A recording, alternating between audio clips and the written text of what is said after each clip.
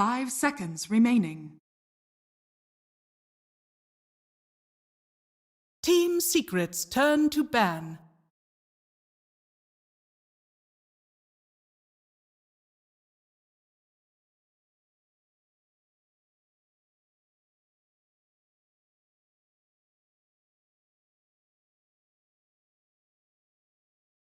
Ten seconds remaining.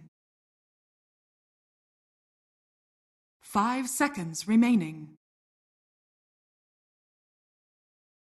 Dire team ban.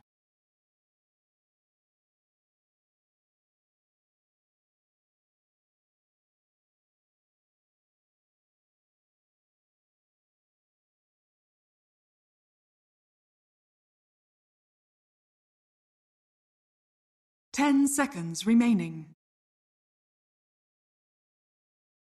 5 seconds Team remaining. Secret's turn to ban.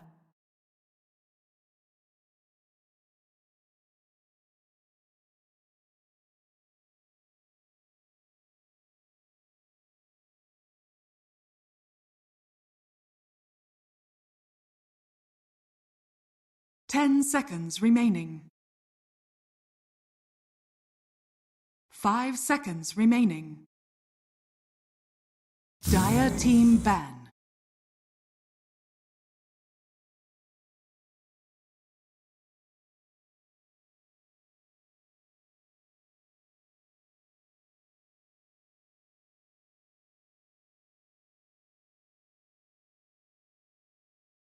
Ten seconds remaining.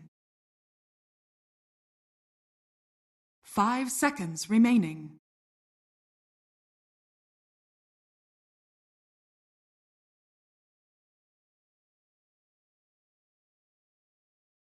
Team Secret's turn to pick.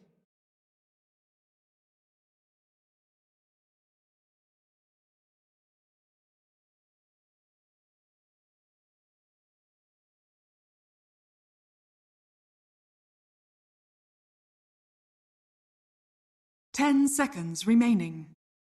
Dire team pick.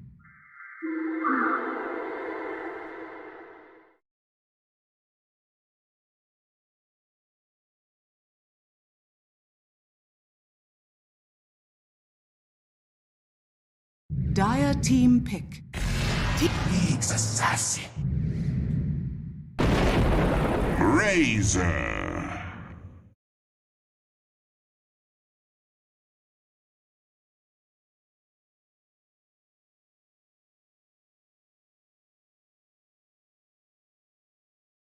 Ten seconds remaining.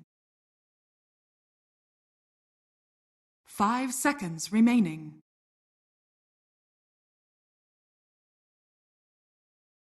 You're watching Dream League Season 16, powered by Intel, with our final series of 2021 here for the Western European DPC League. And it is Team Secret versus Team Liquid. We got Team Secret on the Radiant side, we got Team Liquid on the Dire side, and we got the draft underway. So we are gonna only show our pretty faces for like 2 seconds before we show you the first picks and bans of both of the squads. I didn't even get to ask this, but are we very Liquid favorite because they are 4-0, or are we considering this an even playing ground?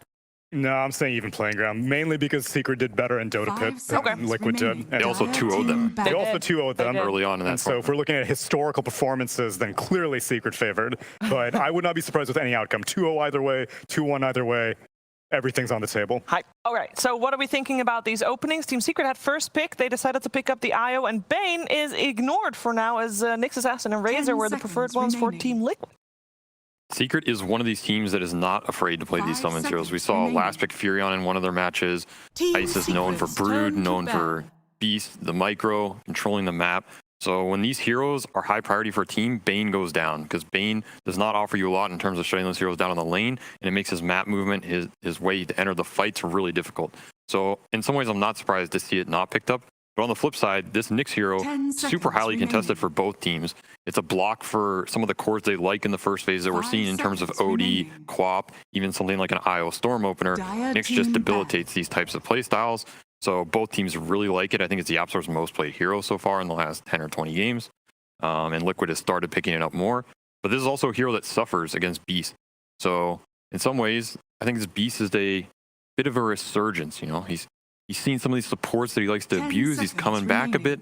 And it's still a hero that he drives the tempo of the game. He drives the 5 playstyle, seconds the vision, remaining. the Roshan, the early tower taking. I don't think I've seen such a significant evolution of a meta over the tail end of a patch. I feel like tail end of a patch, everything gets figured out. All the heroes are pretty much predetermined, and all your phase bans are just kind of specialized towards teams. But over the past like 4 weeks, we've seen like Razor become popular, and then Razor becomes popular. We heard in Misha's interview, then Quap becomes popular, and then Quap becomes popular, then Nyx becomes popular, then Nyx becomes popular, then summon heroes become popular. So the chain reaction that's been happening over the past few weeks is very interesting, despite the fact that we've been on this patch for like 8 months. Yeah. Dota's just a series of circles. You know, there's little circles you go on, then there's larger circles, and there's these year-long circles that you come back to. Cyclical. Yeah, I'm sure we're back 10 into some seconds remaining. 5.6 patch of 4 years ago. We or are something. back No, to at the we're- very beginning of 5 2021. seconds Freaking remaining. Beastmaster Scepter was the only is thing true. that anyone was I playing. mean, take me down to IO Beast City. You remember that patch? God, Those were yes. the days where Sumail on Secret was playing off-lane Beastmaster. That's right. Maybe he'll pick it up and take it mid. Let's not get too hasty. All right.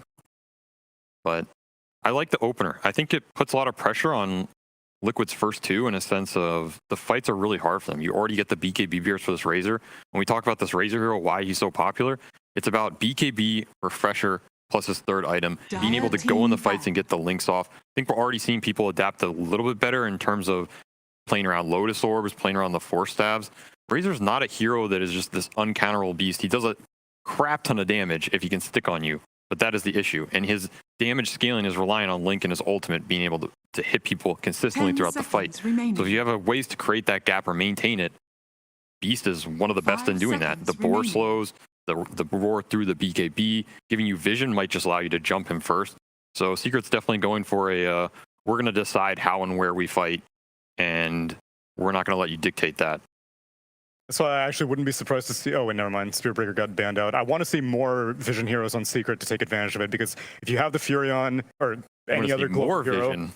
so the Beastmaster gives the Hawk. I want Io and his +1 to be able to chill out in the jungle, and then Dire team pick. let the mid laner be helping out Beastmaster as well. Because I don't think 3 heroes, Beastmaster, Io, and the Io pairing, will be able to take down what I'm assuming is going to be a very tanky Liquid lineup. So they've got the Razor, they've got the Nyx. Snap is available. Snap is available. 10 Interesting thing about this seconds Beast first remaining. phase is they left all of the Chen Enches. Are those as 5 hard counters as seconds they used to be? Like you just to kill the boar? They're pretty annoying. Okay. In terms of they can take your HOD creep. It makes it really hard to push people out of areas early. They can just destroy you on the lane. I mean, we see the troll and the PA ban, two of the better ones. They go for the more team fight oriented route. I think for the Enchantress, the thing about Team Liquid is the one always playing Enchantress in previous Team Yes. Liquid was Taiga. So Yeah. they don't really have that specialist that takes Yeah, those type of 100%. heroes. It's not an Insania hero by any means, so I'm not surprised to see them go the 10 route. seconds Also nice to remaining. just pick up more AoE and control behind Nyx as a hero, because generally this hero, 5 he wants to be able to seconds go in and remaining. start the fight. What happens afterwards, right? You need to be able to back him up. If you can Team back up this hero to the point where he gets multiple spells off, he feels a lot better. So Wyvern, just going to give him the AoE control. Can also do really well in lane versus Beast. He has an aggressive carry. So I'd look for them to pick that up later on. Do you think there's a possibility of safe lane Razor? I think it's very low on their priority. I think they'd rather put it in another lane, but Of Secret might not give them that option, right? They're going to try and create a scenario where 2, even 3 of these lanes look pretty bad for Razor. Yeah. This is how you make his game just miserable. I mean, the mid lane's not looking that great. They get the Quap in the It's second not. phase, so that link possibility is going to get broken. And now they're seconds also remaining. going very, very in on magic damage, which makes Wyvern's Cold Embrace feel kind of 5 useless. seconds It's remaining. still good for Winter's Curse. Is still going to be good for anti-relocate, Team but Secrets turn to the ban. survivability and preserving a teammate isn't going to be as great. And again, they're putting Mickey in kind of a rough matchup. I feel like he may get abused if this is a mid lane Quap, which we don't know because we're seeing a ton of safe lane Quap. But with an IO, it's probably a mid lane Quap. Yeah, and Secret, of course, was the team that got 10 beaten seconds remaining. two ILTWs. ILTW Quaps, so they might have taken a page out of his 5 book. seconds So Invoker's a remaining. double-edged sword here. I think it's a nice matchup versus Queen in mid just because you have the sustain in regen and you can consistently EMP her, which removes a lot of her counter play options on the map in terms of, okay, we think about this co-op TP into a side lane, turning things around with ult. She's sitting on 200 mana the entire game. Pretty hard to do that. At the same time, this Invoker can be susceptible to some of these early beast rotations through the jungle around mid lane if he super snowballs. So I think Liquid really wants this lane versus the beast to go well for them now, because that's really going to shut down the tempo, and it's also indirectly going to enable Invoker's game of his tower staying up, being able to play around those in the vision and being a bit more secure. So then which safe lane carry can you pair up with this Wyvern to make that happen then? There's Gyrocopter, which is a really nice answer to this Beastmaster. Super well with Wyvern, and I think they have enough BKB disabled to help him out and get to his timing. I think it's like a pretty good gyro game, but not a lot of people are playing that. How about for Secret, though? Secret get first pick with the core, and so they may snap up the gyro to pair up with their IO. That is true. I think it's a rougher gyro pick for them, though, just in terms of playing into Razor and Wyvern. People tend not to like it. I also think it can be good with the Beastmaster buff, though. But I think a lot of times when you have these amplifier type heroes, Beastmaster is a great carry amplifier in terms of he's going to help your highest net worth hero use that net worth better in terms of taking Roshan faster, the aura, all that stuff. Invoker similar. This Invoker plays a disruption game early, but later on, when he gets Alacrity, he gets his control spells. We even saw in the past Thompson would go Solar Crest on this hero at TI. The reason is this hero can just make your carry a beast in the fights in terms of his damage output, his scalability. So that's why something like Gyro, I think, is pretty tempting for Liquid here on last pick, because the lane's going to be really good. Invoker is going to make sure he scales. You get even more AoE team fight. That Secret, they're lacking a little bit, right? You have an IO Lion lineup. They really want to play this pick-off game, play the map. They don't want to have to just 5v5 ball into you, into Wyvern spells, Invoker spells. You throw even more on top. But interesting to see Secret ban Darks here. So they're also thinking, could be Razor carry. Could be. Maybe they want to pick like a TB. All right, if they ban Darks here, Timber, I have to assume Secret's considering these illusion carries in terms of like a Terrorblade especially. I think is highest priority for them right now. Great matchup versus Razor. Not a huge amount to directly shut him down. They could also be thinking of the Nisha PL that he likes historically in the past. He likes the Naga Siren as well. Yeah, Naga. What does IO do, though? I feel like TB is the most obvious one. Does I really want to hang out with the Naga or a PL? I'd ban out the TB. Yeah, I think the TB ban is just too juicy there. Darkseer, Timber, like, can't think of two heroes you would rather not play against. There's still Luna. There is the Luna route. So then do you become too afraid of some illusion carry for Liquid, right? Because Liquid can still last pick they can. a carry as well that you have to keep in mind. Some PL or Naga could be nice for them. You get two single target focused. I mean, it's a nightmare for Beast Isle to play into those heroes. Lion can have some capability in dealing with a Naga, for example, but the PL matchup tends not to be favorable unless you really play off the vision. So an interesting battle of the cores down the stretch here. I'm going to give a crazy one. Bristleback. Team pick. Ooh. Luna. I go Luna. There's a Luna. Okay, so now you want to go for illusion carry route. TB's banned out. Still have the PL and the Naga. Yeah, so far we've only seen Matu play Razor, but of course there's a lot of versatility options for Team Liquid. But they could just go for the comfort route. Yeah, you can still just throw this Razor in safe lane and pick an off laner that you're super confident in making Luna's game miserable. Which isn't the easiest because this hero is pretty robust on lane. But maybe there's something like these broods we've seen. Well, there is Night Stalker if you want to be able to eat Beastmaster's Overlord creep later on with the Shard. And, well, I guess against a Luna, your night vision doesn't have as much of an advantage. But it is kind of rough for Quap and Lion to deal with. Yeah, if you can get on top of them, for sure. Yeah. I wonder if Zai will play Brood. He's played it in the past. He does play the hero. True. I think it's pretty juicy here, but Liquid might be a little arachnophobia, you know. I don't know if they're really willing to pull the ripcord like that. If it was Tundra, then definitely. Yes. And if it was Quick on the team, yeah, also true. Yeah, but I think it's like a Brood. You go the carry route with a PL or Gyro, I think are still perfectly viable. Or some wild card pick.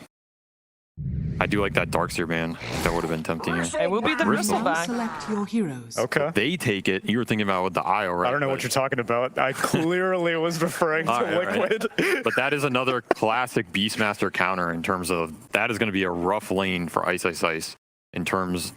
Yeah, because this is the aggressive carry we wanted to pair with the Wyvern. Now, one option is Secret could potentially run IO Beast, but I don't think it's nearly as strong as it used to be, and you might just get crushed even harder. But either way, expect some lane pull shenanigans or something, because Matu really likes this Beastmaster Bristleback matchup. He's played it a lot in the past. He's very knowledgeable and comfortable in this. It's a nice pick. They don't have a lot to directly deal with him for a long time. He can dictate the pace. He can dictate how the fights go, just being that tanky frontliner. And he has 2 other semi-carries basically to back him up. Game isn't just entirely on this Bristle to right-click people down. So does that mean that we feel like Team Liquid has an edge in the draft?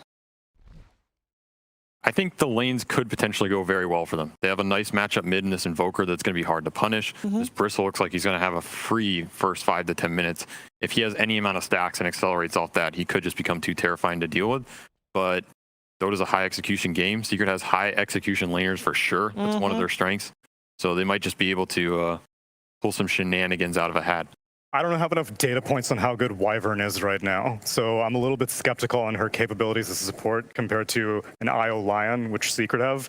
But this is about as satisfied with the 50-50 draft as I could be. I like it. All right, that means that we got about a 50-50 game. That means we're going to have an even competitive game, or at least we can hope so. And we're going to get taken through it by Moxie and Jenkins. All right, Jenkins, give it to me straight here. The panel, bunch of cowards. They can't pick a team. They gave us politician make you answers. pick one. Okay, I'm going to make you pick one. Which one do you like better? And which one do you think is going to take this game number 1? I'm going to go with the Bristle. I feel like it's an underrated hero. You get to late game, you get the talent where you're hitting for rapier amounts of damage. You put an alacrity on this guy, he's hitting for 600 a hit. It's not bad in the late game. Rain matchup versus the Beastmaster. Now the thing is, you fall behind on a Bristle, you're useless. However, there's no breaks against him, no natural Silver Edge builders either. So I feel like it's a good Bristle game. It's a good last pick from Liquid. So you think it was one of those last picks where it just finally like clinched everything together? Because I look at that lane and it scares me. Because you know, you've got so much slow, you've got a lot of negative armor. It just feels like, how do you play this lane? What's the best way for Team Secret to kind of deal with what they're going to be throwing at them? Probably a lot of wave cutting shenanigans, a lot of pulling, essentially evading the lane. And, you know, the good thing is, in the off lane, there are plenty of ways to do that, rather than if you're in the safe lane and you're countered. The only benefit you really have of being a safe laner is that it starts in front of your tower, but you can't do the wave cutting like an off laner can. Let's see where the wards get placed. I'm always interested in the level 1 shenanigans, because teams are very much so experimenting with different sorts of styles here. Insania just holding 2 sentries and a ward. Puppey going for a full wraparound. Has the Hawk to scout. That is something really important too, is the idea of having that vision, and that's something that Team Secret definitely is going to have a decent amount when you consider, you know, the Isle Spirits, you've got the Hawks, Boars, everything coming out from the Beastmaster. So in that aspect, that should help quite a bit in trying to, you know, make sure that they have control of the map. What in Gaben's name is Puppey up to here? He's going for the old snipe into tether out? The battle begins. Maybe. Okay. Ah, he No, gets it. he's just gonna take it. Yeah, all right. 3 runes, not bad. Look at that. Look at that. You know, everyone forgets that Io is a strength hero, and this guy's got courage. Yeah, tanky boy. This is a Gryffindor style hero. Oh, let's not get into the Harry Potter stuff. I'm a big Hufflepuff fan. Yeah, you would definitely be a Hufflepuff. I believe that's where Puppey would reside as well. Zai started with Plasma Field on Razor, which is not the most common thing. Scream on Queen, that is a common thing these days. Denied. I watch.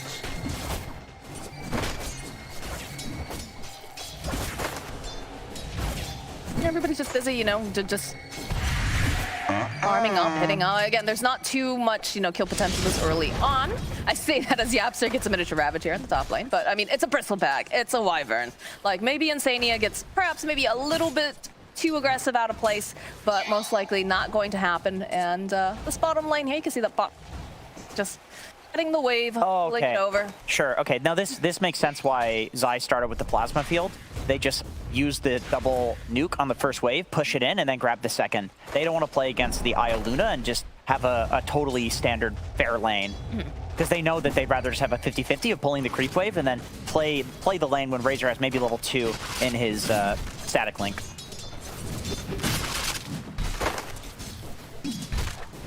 Top lane fairly even going here between Ice and Matu. Nothing too wild, but again, it is going to become a little bit scary as we start to get more of these levels online. And Sania is a little forward here. Does have to be careful. The board slow doesn't feel very good, and already Wyvern is a bit of a slow hero right at the start. So, okay, very nice play from Secret. So the reason that they bring Ice over here is just so that they can zone Insania, so Yepster can get the side pull off. Very nice.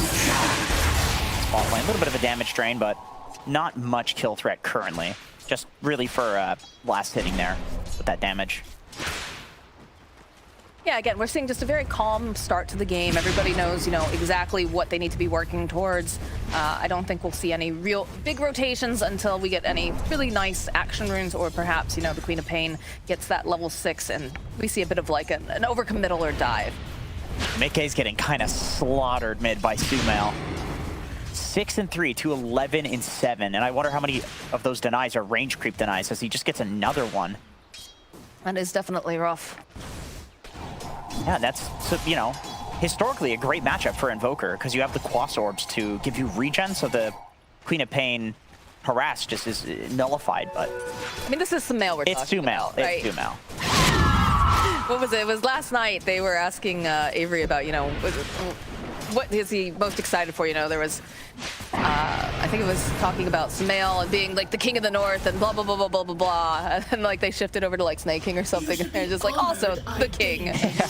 You know, we use that term pretty... we use that term pretty liberally. Yeah, lots of kings. Yeah, because we're all kings in the Dota 2 scene. That's right, you are kings. Keep on slaying. How's the CS going down here? Yeah, pretty even. Yeah, pretty even. Between both. You know, that's the thing with an IO lane, is that it's always going to be relatively even. The hero just out-regens no matter what. I don't think there's a better hero currently in Dota for playing the harass and regen game, so... You know, not getting a lot of kills with an IO lane, but you're definitely always going to go 50-50 at least. But this is also like very much the kind of lane that, you know, you can't ever leave a Luna anyway, so you might as well pick something that's going to be able to do that massive amounts of regen and sustain, because generally you don't want to walk away and then she becomes just way too vulnerable unless you have a situation where she can go off and take some of those stats, right? Yep. A little bit of that slow coming into play here. They've got plenty of these bristles, but a nicely timed stun here from Yapster, going to make sure that Ice will stay healthy. He'll throw out the top of that. Ice will be able to just remain in the lane, but it's getting a little scary there. You know, Bristle is one of the lower win rate heroes for pro level pubs in the last few months. I'll hold that thought. A little bit of play here coming out against Nisha. Yeah, once again, just harass. I think Puppy just tethers easily away. tethers out. I think a reason Bristle might not be seeing so much play is because every offlaner is getting a Helm of Iron Will, which has regen and armor. The two things that beat this physical quill damage over time is, you know, armor and then HP regen over time. Bottom lane, Boxy sitting very, very low. They have the overcharge. Nisha, it's going to be Puppy who gets that first blood.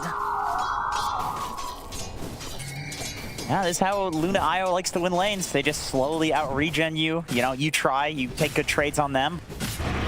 Eventually, you run out of regen. If you're not constantly ferrying it out, then you end up dying to just the aura and right clicks, basically. Yeah, that is tough because that's really off lane that has any sort of sustained regen that's coming in either, so. No, other than Nyx's like base regen, there's nothing Nothing else to build it up.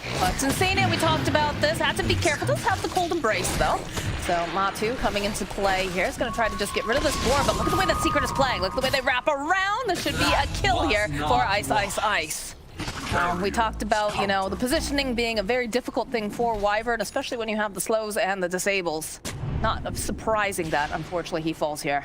Once again, just seeing the strength of having the Helm of Iron Will on Beastmaster. Ice, even though he's in a lane that should absolutely not be in his favor, at least historically speaking, against Bristle, he's doing fine. He's chilling. Like, he can cut waves. He can basically do whatever he wants because he's going to be full HP at all times due to this item being just super good. Bottom lane, a little bit more harass coming out, but just again, continuing just to harass, trying to use it for CS. It's pretty difficult for them to push Nisha out of this lane, unless they have some sort of a rotation, perhaps, but for now, they're just going to continue to hit. And has anybody been making stacks? Looks like Lion moving his way over there, but it doesn't look like that's to be the case yet. That's one going. It's going to go and harass a little bit over here on Insania. Oh, That boar, nice. ugh.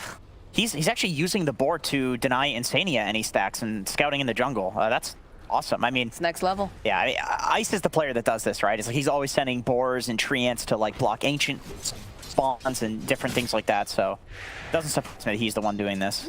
He's also got that ward in place too, so he can keep tabs on any other stacks that are being created, and he can, you know, make Look his what he's way doing. over. This is so cool. God, I love watching him play micro heroes because he's just so annoying with it. He's He's still slowing him all the way to following mid lane. Insidia. Now he's just gonna click on the tower. Come on, man. Give him a break. You know, you're not going to use the boar in lane, right? So it makes sense. Why not send it to go do something else? You could even stack with it. I mean, I would say that he's getting a lot of value for these boars, considering they're not necessarily what he wants to be using. Yeah, ideally you're using it to own the lane. Right. If you can't, you may as well use it for this. Middle Agree. tower It's a is cool. under It's a really attack. cool idea. How close are we getting? So we've got a level 7 now over on the Queen of Pain. Over in that mid lane, level 7 on Invoker, but we haven't seen any big rotations yet, as you do see Yapsor kind of making his way over and around here. Got the boots. Try to get into position for this rune. Throw out a stun. Dire's It's an middle arcane, tower but is under attack. follow up here coming out from Insania. Will avoid any sort of altercations for the time being. Matu in the top lane. Radiant's Trying top to tower interrupt a is little under bit here. attack. Get some of these creeps back for himself.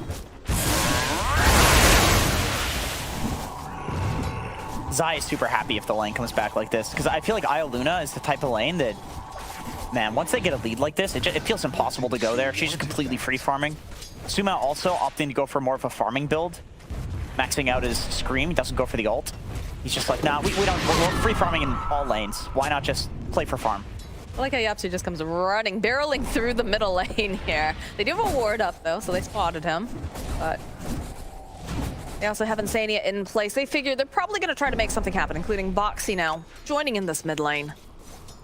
They figure something's got to be up. They're spending a lot of time over here. It's a nice little stun from Yapsu. Can steal some of that, but even going and popping that spike. Carapace, just in case they get a little too cheeky. The Sunstrike coming in, but you have an Isle that's going to be able to keep you alive. So follow up here from Smale. Wants to get a couple clicks off over onto Boxy. He has ult mana if he wanted to use his magic wand, but he just decides that it's not Radiant's worth bottom using it. tower is under attack. Presumably because they think it's important to use that for a fight fairly soon. It's like if they use that, all of a sudden you have this Io and Luna that are farming, you have this Beastmaster that's farming, and you don't have any hero that can be active. If he keeps the ult, he can stay active. Yapsar has been so annoying in this middle lane. He just keeps running through, throws out a couple of hits, perhaps, you know, get some of the mana. Bottom lane though, Zai. He's gonna get stunned with the Lucent Beam. He's gonna just steal a little bit of Nisha's damage, but easily broken with that tether. Radiant's bottom tower is under attack. That's the end of that, as Ice is set up just here in the jungle with his little zoo. He's gonna make their way over. They see Insania. Get a couple of these clicks off, plus the slow. Be a kill for Yapsar. And Ice though will have to teleport out, and that of course is one of the downsides to playing this Bristleback. There is no way to stun this early in the game, not until you get an item or so. I love Ice's response to Bristleback. He's just not dealing with it. Like it's funny that that's a thing that sounds so like crazy to do in Dota because everybody has these concepts of like, oh, this is my lane, I need to farm here. Like if you don't want to lane against something, just don't. He just leaves. He just goes mid, walks the mid, takes the jungle. So he's doing things that are effective and not allowing himself to be countered by the hero. And I'm curious if he stays up here when Bristle runs back up top. Oh, they're rotating. Okay, I see. It's a big rotation. So they're baiting the Bristle into top, and they're looking to make a play onto him Radiant's with bottom tower the ult is that under Sumail attack. saved earlier. Dire's top tower is under attack. Now keeping Radiant forward. Like see Matu over here on the side. They'll ping that. Easily.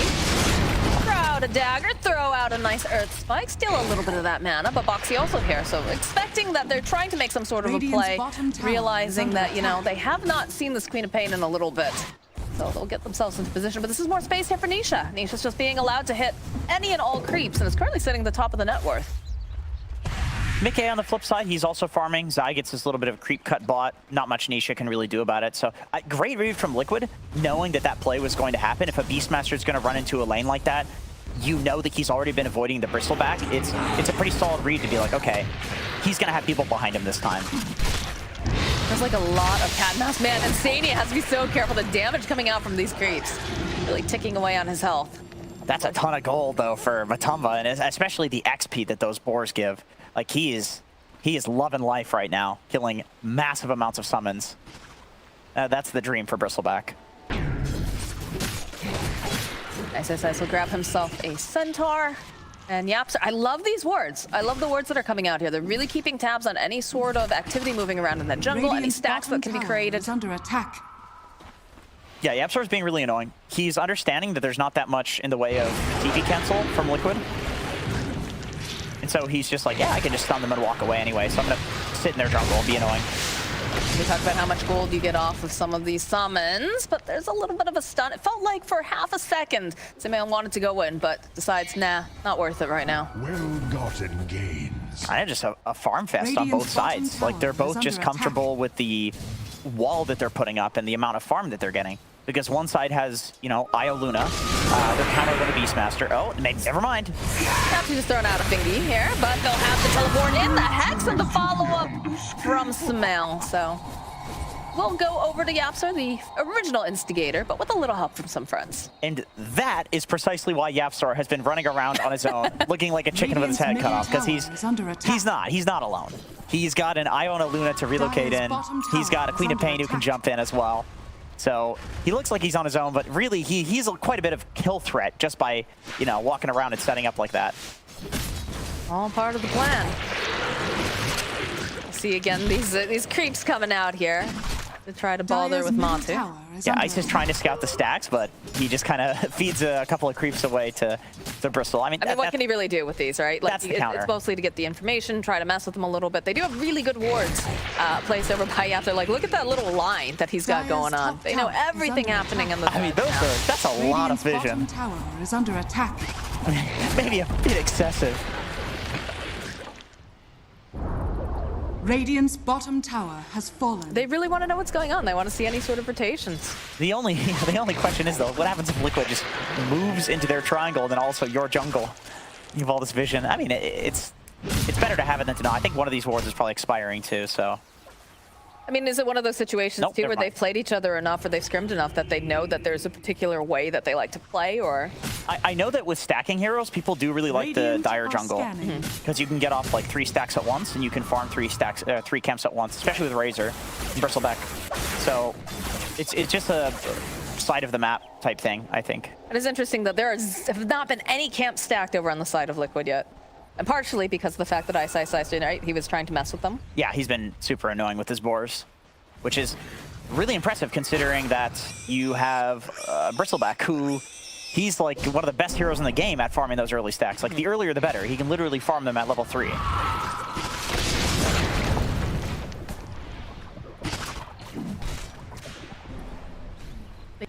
Surprisingly, they're slow tempo to the start of this game. Yeah, Mickey, man, look at this. Midas Boots of Travel. This is the sort of thing you get reported for in the tops. Like, my Invoker's so greedy, but like I said earlier, both teams are super okay with the wall that they're putting up and the amount of farm that they're getting. They're just confident in their whatever mid to late game timing that they're going to play for. Sania taking a lot of harass here from these creeps. Slice. Will collect a kill without being really that close to it at all, but he's gonna back off now. They do have a ward, so they'll keep tabs on him as he walks away.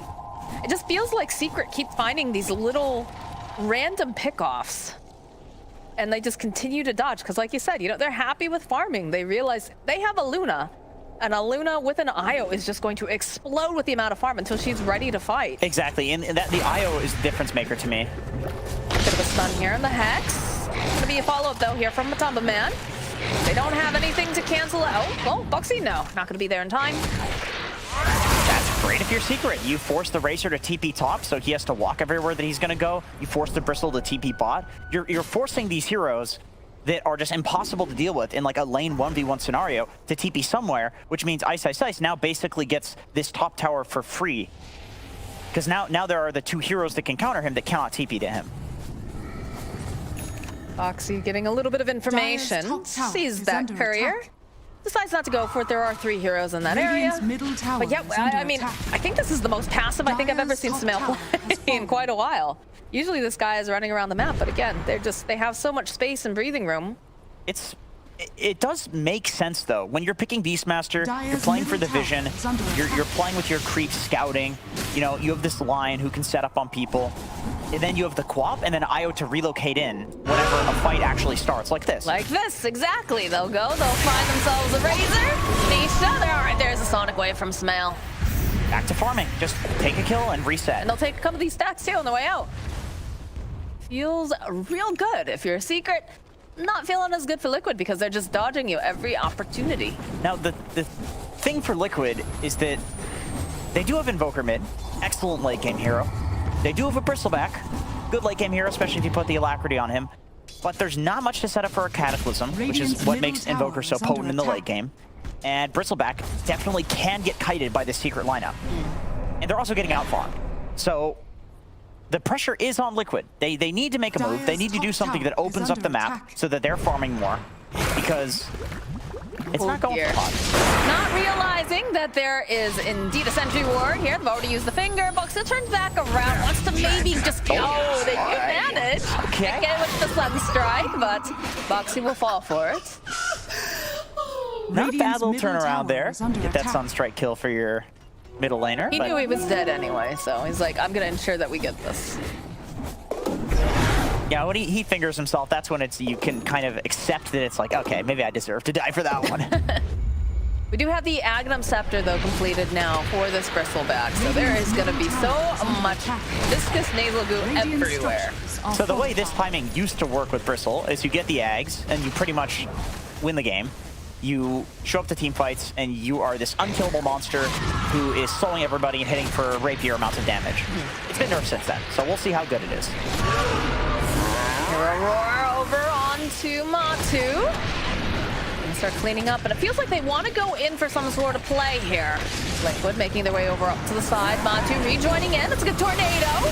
Slow down. Nice impale here coming up from Boxy. Io coming in, trying to just keep this Luna alive. The reload was right over to the other side, so he's not looking good for Nisha. He just gets run down. Now Puppy and Yapsor being chased here by Big Bad Mato, and they're gonna just slow him down using a really nice Earth Spike, but they end up losing Boxy on the other side. 6 stacks of this goose. 7 now. Over onto Puppy. Look at this damage. They've hit an item timing. Matu's just running through the tree line, searching for Yapsor. They have the plasma field, and by God, they have the damage. So we talk about these item timings and how important they are. They definitely know it, as Yapsor's courier dies on top of that with his Blink Dagger. Okay, it does indeed look like the Bristleback Aghanim Scepter is still quite good. Most of Team Secret just kind of run away from you when you go on them. It's really only Sumail who can get out once you are Viscous Nasal Good, and so he does end up getting a kill in the middle of that fight because he does get out. The other heroes getting just mega kited by Matumba. This is a huge timing for them still. I mean, Look at the heroes that they're bringing over here because they want to try to punish this one. You can see Insania dancing on the outsides. If they commit too hard, if they group up, there's definitely going to be Winter's Curse. Boxy spying out Ice here, keeping tabs. Zai making his way over. Open up the Vendetta, nice and pale. Sunstrike coming in as well, and it's a dead Ice. Looking to continue farming up these ancients. classic psychopath Ice play, just farming their triangle completely alone. The big jump though over here on the mid lane, but a good tornado EMP coming up from Mickey, buying a bit more time as Io is going to relocate, get Yapsor out of there in a hurry. And it's only a little bit of a reload, but it's enough to make them back off. They just Radiant's want the middle tower. has fallen. This does anchor the fight here, though, to the relocate. Okay, Liquid's not going to look to go back in. It's going to, if you anchor a fight somewhere, like Bristleback is so happy with that, right? You just get a bunch of stacks of your sticky viscous nasal goo if you stand in one location for too long. But now they don't commit. They're like, we got the tower. We're happy with that. We've been, behind in the tower advantage up until this point. So let's just take the lead, farm with it just a little bit. Yeah, and they've got some stacks going on here too, so Matu is very, very happy here. Working towards that Eternal Shroud. One thing that we've seen with Liquid so far is being shown in this game, and it's that they are really good at taking the right sort of engagement once they hit a timing, even if they're far behind. There's been so many games that we've seen them just take the right, like, wraparound smoke, hit the right target with the initiation, and here they go again. Oh, yeah, Absor trailing behind a little bit, but they've already gone over to Tarzai. Gets the roar here from Ice. The follow-up, though, they have the cold embrace to keep them alive. Nice little stun coming out. Not quite enough to blow up Ice. But Puppey joining back in. Big Sonic Wave comes out. The Foxy will fall, but the rest of the team, they use their BKBs. Yaps are following up. This is very difficult to take down this Bristleback. They'll drop that EMP. They're going to try to get this escape. Snail jumps forward, though, with the scream. They've got the silence, but Matu again. He just walks away as the rest of the team. It felt out of something for nothing here. The biggest problem for Liquid there is that Matu is out of mana. That's it. He really needs the Eternal Shroud. Is he going for it? No, he's going for straight BKB after Cloak. So the mana drain's actually a problem in this game. And I mean, a lot of the time with Lion, this is his most useful skill. I'm wondering, how much did he drain from Matu in that fight with the mana drain? Because it seemed like he was completely out of mana on Bristle. Don't mind if I do. He just walked in like half. Yeah, there it is. There's the... I mean, it is quite a... Yeah, it does a bit, but it also was spamming his spells on top of that too, so... Still, you know, 40% to 0. It's pretty important. Yeah, so relocate the finger. They'll kill Foxy. Zai draining a bunch of this damage impossible. Thing takes down. Even with that BKB, it doesn't even matter. Winter's Curse coming out from Insania will ensure that Puppey cannot survive. As Smell getting stunned. They need to have some way to go and lock him down into place, though. He does not have that TP, though, and it's looking like a dead Smell. Yeah, he tried to insta-TP, but he still had the Arctic Burn on him, which was, of course, blocking the Cold Snap. Even clearing up the Ancient, too. 250 gold. Lots of money. Matu's getting troublesome to deal with, and once he gets the BKB, that's going to be another huge timing, because it means that it's a lot harder to kite him. He basically has to be roared. The Alacrity online here for Matu. They've got plenty of negative armor. They're just going to take down this Roshan as fast as possible. You can see, though, some movement coming in here. Nice dive bomb here from Ice. Just trying to interrupt a little bit. Sitting very, very low. With the EMP. Nisha trying to find the opening. Throw in the creep to take a look, and they finish up again here. Use, looking for that dumping glass, but it's still going to be Matu who picks it up. And they'll grab themselves an Aegis. Using the roar again over onto Matu. He's facing them, so not going to be able to turn around much of the damage. Matu, all right, Aegis is down. And now it looks like Boxy is going to be the next person to fall here as the here from Nisha, but they get a good heal. No, it's not going to be enough. Nisha hitting them with that nuke. And now the follow is on Matu, chasing after them with the EMP tornado. Good stun comes up, but Yapster does fall. See all these Moonglades bouncing around. Another dive bomb again over onto Zai. Mail going in with that Sonic Wave. Gets the kill on Zai, and they'll follow up over onto Ice. But now Mail, he's got to believe, wait, he can't do it fast enough. He'll be the next one to go down here as Nisha getting sandwiched here between Mike, Matu, and Insania. He's just trying to fight there, but he cannot do it as Puppey did not have the tether up, and he's got to just get the heck out. I love seeing calls like that from teams. Team Secret identifying that, well, they did not quite identify it because they didn't win the fight, but they thought that, okay, they took the Aegis, but they used so much in getting that Aegis that we can still fight it. But the problem is, in order to kill Matu here, they have to use the roar. And if they use the roar on him, it means that Zai can just walk in, BKB'd, and he can drain Nisha for all of his damage. And then all of a sudden, Sumail is the only damage dealer on the side of Secret. And he currently just dies to Invoker spells because he doesn't have his BKB. So here it's like, yeah, Yapsor goes down. Nisha's on the high ground. He's got no damage, so he's like, what the hell am I supposed to do here? Your ignorance ensures amazing curse. Sumail, once again, only damage dealer, so he turns, you know, turns and does damage to his own team with the curse, and then he just dies to the Invoker spells. Doesn't have his BKB yet. He wants the Shinkaya.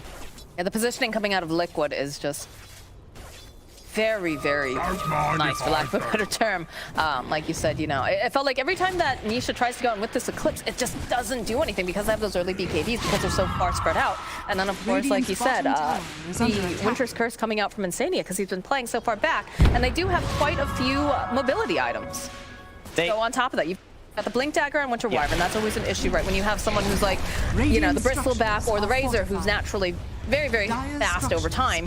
And then you also have the Blink Dagger over on Invoker, so you have multiple ways of repositioning yourself in these fights, whereas it's a little bit more difficult for Secret. You do have a Blink built in with your Queen of Pain. You've got, you know, Lion with the Blink, but he's fairly squishy. And there is no, did they have a Blink yet? I don't think they do yet. No, they don't have the Blink on the Beastmaster. So they're kind of anchored in spots where, you know, Matu's more than happy. All right, Matu is so stoked for people to be anchored. Also stoked to be slamming on this high ground. I mean, yeah. Look at the damage this hero does. And when you get to the talent, it's so much more too. 9 stacks of Warpath, man. All right, they'll take down the tower. They'll do a little bit of draining here over on Matu's mana. Perhaps they're running away from these Forge Spirits. They do have some pressure being placed over on the top tier 2, using some of the illusions, using the Overlord creep. But they have to force Liquid out here. Mickey looking for the opportunity. We'll just throw down an EMP. He wants to make sure that they can remove some of that mana again. Insania's got a shard now too, so he can just constantly chain his Cold Embrace on Matumba.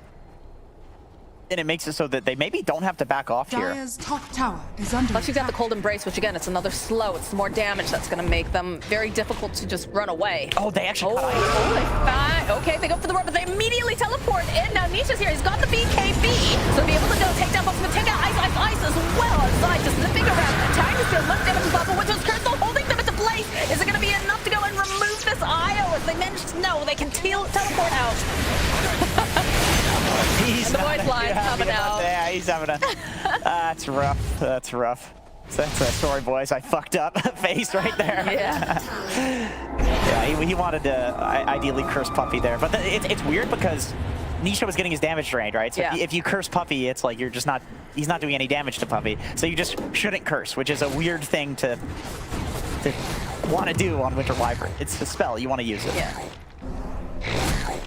Matu, though, just throwing around all of this goo and that stack of 9 going. He's got some mega mana issues, though. He's got to get some mana boots on his boys. What do they have? Boxy up a pair. No. Insania. Nope. They're poverty mode. Tranquil boots. Radiant's middle tower is under attack. Oh, interesting. He changed his idea from doing the Eternal Shroud on the Bristle. Yeah, he went for the BKB, and I think it's just the hard out on the mana drain and all of the stuns and all of the kiting. I think it makes sense. Once again, it forces the roar onto him, which means that Zai can go in, and we've seen how good it looks when Razor latches on to any of these IO carries. It feels so bad to have an IO supporting you and you just do no damage. Well, that's a fast way to make sure that your mana's not going to get drained. You remove Lion from the picture. That'll do it. Yeah, that'll do it. Does have buyback, though, so if there's any Rax play that happens here, he will have it. Perhaps forcing it is the play. There's still some of those tier 2s up. Secret doing a good job, though. They're dodging about. They're making their way up through this dire jungle to ensure that, you know, they're doing the mirroring movements. They're going to be able to keep farming up on Nisha. We'll be able to go and take that outpost, too, so be a little bit safer. Boxy just like, yeah, they've got some wards here, guys. Heads up on that. And since the bot lane was so shut out from Secret, which is what they're known for being very good at, constantly keeping lane shoved, it means that Lion will be alive by the time this Rax backdoor turns off. Ice also pushing in that top lane. Natu just running around. He's got so much damage. They'll take out Puppy. Puppy does have the buyback, but Ice is doing a decent amount of damage, so it looks like Boxy is going to try to teleport away. This is looking pretty good for Secret. Insania's in. Oh, they're jumping in here. Oh, good lord. That is a dead Winter Wyvern. But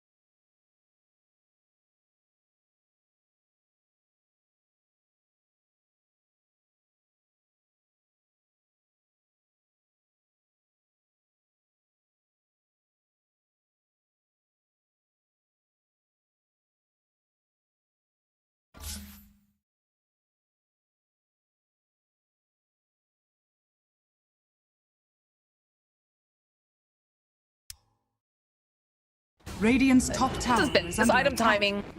Luna doesn't Radiant necessarily want to buy structures Silver are Edge usually, fortified. right? She's normally going Yeah, things but- like, you know, Mounted Butterfly. But this is very necessary. Somebody needs one. It is very necessary. So Insania is going to be the one who runs first. Radiant's He's the one top to tower has pop fallen. any smoke, get some of that vision. Does have the blink, of course, due to set up. And they can see these Manta illusions wandering through casually, so they have an idea of where this Luna is. Some now over by the eye Dire's bottom spot tower here. is under attack. Do use some fast fingers as the light creeps over. Just check that pit. Smoke plate coming out here, though. Not yet fruitful for the side of Liquid. Yeah, this is great ward camping Radiant's from top Secret. tower is under attack. That's a Roche, though. It has respawn. Liquid. I don't know if they read that maybe Secret would be there, or they're thinking, we're going to control your high ground because Roche is right here. So sure, mess around with our triangle. We don't care. We're just going to go to your triangle. That's where Roche is. And that is the next objective for teams. They can see that they're putting some Radiant's pressure over top on that tower tier 2. has Monster fallen. walking into that pit. So we do have brand new shiny Silver Edge on Luna. We have a Sheep Stick, though, Dire's on the middle tower Invoker. is under attack. That's more control. So it's going to be very important that they get the jump on, you know, it's who initiates first, right? Oh, you can see that the courier's coming. They're going to let him guide the way here. They make their way towards the area. Courier's a traitor, dude. Yeah, he's also microing it in a way that's... It looked like it was going to him. He was like scouting ahead, but he was really just sending it to the side. I think he was trying not to get it killed. Ironically, ends up not getting his team killed as a result. Does he know how close that could have been? I don't know. I don't know. On that side. You'll see if he watches the replay. Give a sentry, they Radiant's Spoxy. top tower is under attack. Yeah, they're jumping forward. Yeah, they drop another sentry. That has the follow-up, though, here. They'll be able to take out Luxy and yes, both of them going to immediately. They've got more on the world to the side. They want to get rid of this Razor. Some nice save, though, coming out from Luna, though. Will be able to ensure that the inside. They've already taken down High, and there's a big stun as they figure take out Matu, though. He's careful. He's got the alacrity. Some finger runs to the back lines. Wants his kill on Mickey. Mickey forced to ghost walk. They're looking for this opening again. They get the break off. Another heal here coming out from Insania. Again, Roche is up, but they are down. Several heroes on both sides. Still totally even trade from both teams. You 3 dead, 2 ICUs, 2 support deaths. Both off-laner deaths. So weird fight. Oh, the stun! The stun immediately with that tether. Beautifully done here. As now they're gonna get their hands on this Luna. They've already used it. Oh, teleport away though. If it's gonna be far enough is the question. The force won't like get out of here, Nisha. You gotta get out of here right now. Samel is gonna have to blink away. And again, we're having a bit of those mana issues here on the Bristol.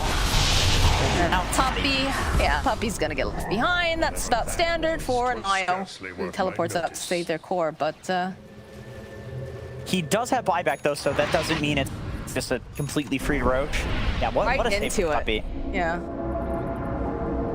He blinks into the tether, which often results in the guy blinking into the tether dying, but with the sheep, the fact that Luna has no BKB, it means that there's no turnaround potential, but Puppy with the save, beautiful save. Nisha working here. Working towards getting that link sphere, not wanting to get locked down because of that stick. It's also Zai with static link. I feel like that's such a problem, is that he can't just turn and fight like There's so many things that can pop that Linkens though. Like you're up against Bristleback, who's just not when he's BKB everywhere. Not when he can BKB and then link it, and then the only thing is the one first. You don't want to one the Luna. Simeon off hitting Luna, which is pathetic. Nice stun here over the back line. Follow up with the tornado. They've already got themselves the Aegis, a big meatball coming into play. Put a little bit more damage. Stun over on the cliffside though. Not sure if I said to do that. He goes in with the cliff. Has plenty of damage. Slice that. And now they're following up here. Monster chasing after Puppy. Wants to make sure that there's no IO allowed. There's going to be the buyback coming out from the IO. Sumail's chasing off to the side, but they still have vision here over on Tanisha. They're going to try to save him. Can they do it fast enough though? They get stunned off. The Hag, the EMP coming through. Can they take that Puppy? They take that Puppy and they're going to try to Tanisha. But the roar coming forward and the Sonic Wave finds just enough time. He's still alive. They want this. How can they get on him fast enough as a loose mid-K? The silent, the slow, Sumail coming into play here. Ice trying to do whatever he can to keep Matu off these heroes, but he just keeps running at them. He's got so much damage. I can't believe Anisha survived there. Yeah, that amazing call from Puppy. The buyback to Fountain regen with the IO tether. It's one of those things where like you isolate Luna and you think, okay, surely he's dead. Everybody is dead. Luna doesn't have BKB. Luna has nothing. But the IO with the Fountain regen, it's like 300 HPS. It's more than like a Satanic at this point. So yeah, I mean, just amazing saves. And then his team also kiting afterwards so that Matumba can't get the final hit off. There were so many fights. There's a lot of love to that. Cracked open. That'd be a good one if we have a weatherman watching right now. You can break that one down. So much happening. 5 BKBs used. I'm pretty sure there was a refresher BKB as well. Just a lot. Just a lot. They grab up the shark too. Yeah, shark went over onto the guys. We have the hairball. That's a good one. Hairball's good. 2 extra stacks. I mean, that could have resulted in Luna going down in the last fight. I mean, yeah, definitely. Ooh. The way that they just keep moving about here on the side of Secret. They're trying to find the right angle. Snapser. They've taken up residency here in this bottom half of the map. Well, Liquid continues just combing through their own side, continuing to fire up. But they'll be able to put some pressure on the tower here. Little things like this that are so annoying. I don't know, I didn't see exactly how YapzOr and Ice got into the triangle there, but just like setting up a ward there for future plays and then cutting the creep wave, getting a little bit of tower damage, also taking camps that the enemy team feels like you can't take because they're behind enemy lines. It's little things like that that give you slight leads in the game, and maybe a huge lead if you can eventually smoke to a ward like that. Is under attack. Tania just playing within, you know, an arm's distance from Zai. He just wants to do the, you know, turnaround save, blink ether lens, so he can be fairly far away, safe, but still close.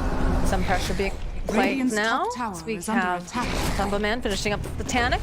Pushing the two with the zoo, but Mott just walks right into the field. Look at the damage this is doing. 825, yeah. Absolutely insane. 100 damage. That is 2 rapiers, basically. Yeah, you don't lose them when you die. Yep, pretty scary. Spell Prism as well, oh god. I mean, arguably the mana regen component to that's better than the cooldown reduction on Bristleback. Yeah, you're stoked to have that item. 39 minutes in, a 3K net worth lead here for Liquid. It still feels like it could go really any way with the way that both of these teams are playing. Liquid playing on the ward. Oh, did they deward it? Yeah, they got the ward. Okay. That could have been bad. They run back to this area and their Secret still has the ward.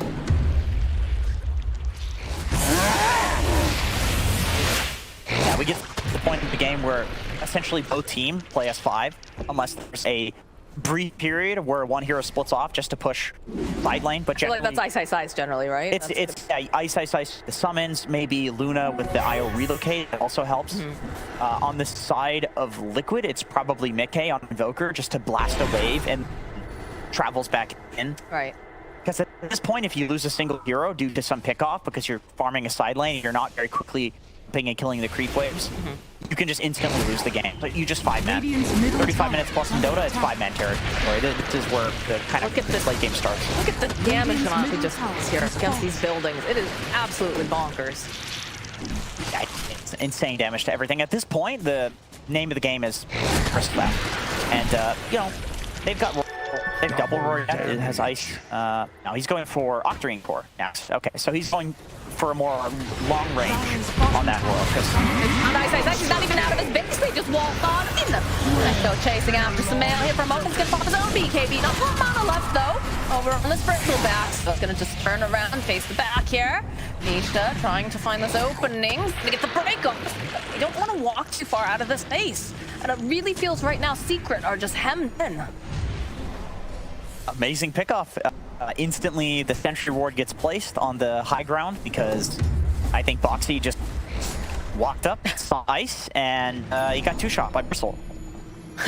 There's a gem getting picked up now from the beast. Yeah, they've had enough of this nonsense. He should not be allowed to walk into our base, stun me, and then let Matu just hit me. Like, what the heck? The assassins that we've seen recently in the DPC have looked really good. It's looked like a really effective hero in current meta. Lots of stuff that it counters, lots of stuff that it sets up for. I definitely agree. seeing a lot of OG playing it too. Look, the Herald toss over on Tanisha. Gets the break off. The ball from Midday though. Will be able to go throughout the tornado EMP. We'll throw another Lucent Beam. Just down Matu. He hasn't had mana in how long it feels like.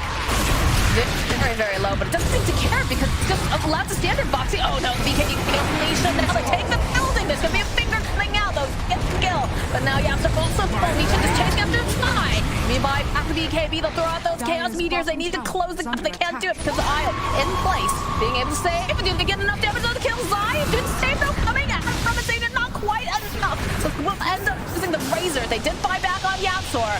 We're gonna try to set these up, try to use this control. It's a little bit difficult here. Look at Winter starts off, but Smith over to the back lines here with Poppy. They've got the Lucent Beam. Can they do enough damage over onto the Sprinkle back? They will. As the chase is on, Mickey now forced to flee. And Secret carve their way out of their base. It cost them the racks, but the frame perfect BKB pressing from Nisha on that blink sets up that Boxy just instantly dies in the fight. And he's such a huge part of the Liquid disable that taking him out of the fight early is incredibly effective.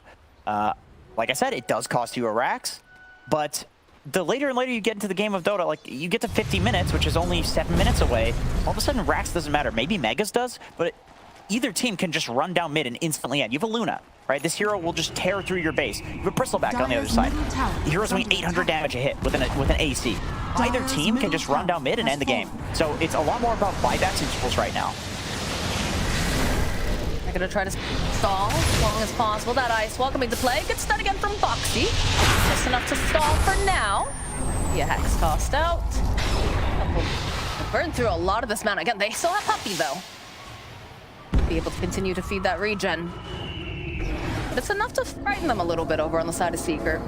They'll make their way into the jungle, take over the outpost, and just allow Nisha to heal back up. I feel like Insania has actually done a pretty good amount of damage in this game compared to like a typical Winter Wyvern game. Just because I'm seeing in every fight he's hitting multiple Splinter Blasts, and with the talent that he has for the 400 Splinter Blast radius, it's hitting like every hero. He's doing so much with it. And then of course you have the Cold Embrace that's also Splinter Blasting whenever it ends because he's got the shard as well. That's probably how he's managed it. Like the amount of saves that come out from him in every fight, right? The Cold Embraces, and then again, just using the Splinter Blast in general is just always so good because it's gonna slow everybody, but wait a minute. Is that? Oh, that's healing done. Okay, I see. I thought that was damage on. So he's done more healing than Nio. Gosh. I mean, for a Wyvern, that's not bad. Instead of dismissive. Why? Well, it's a Wyvern. I mean, not a damage healing hero. Well, not in a support position, at least. On a support, like yeah. It's actually, this is a big wrap around here from Secret. both teams. Look at them. They're giving each other such a wide berth. Do you see this courier and a smasher?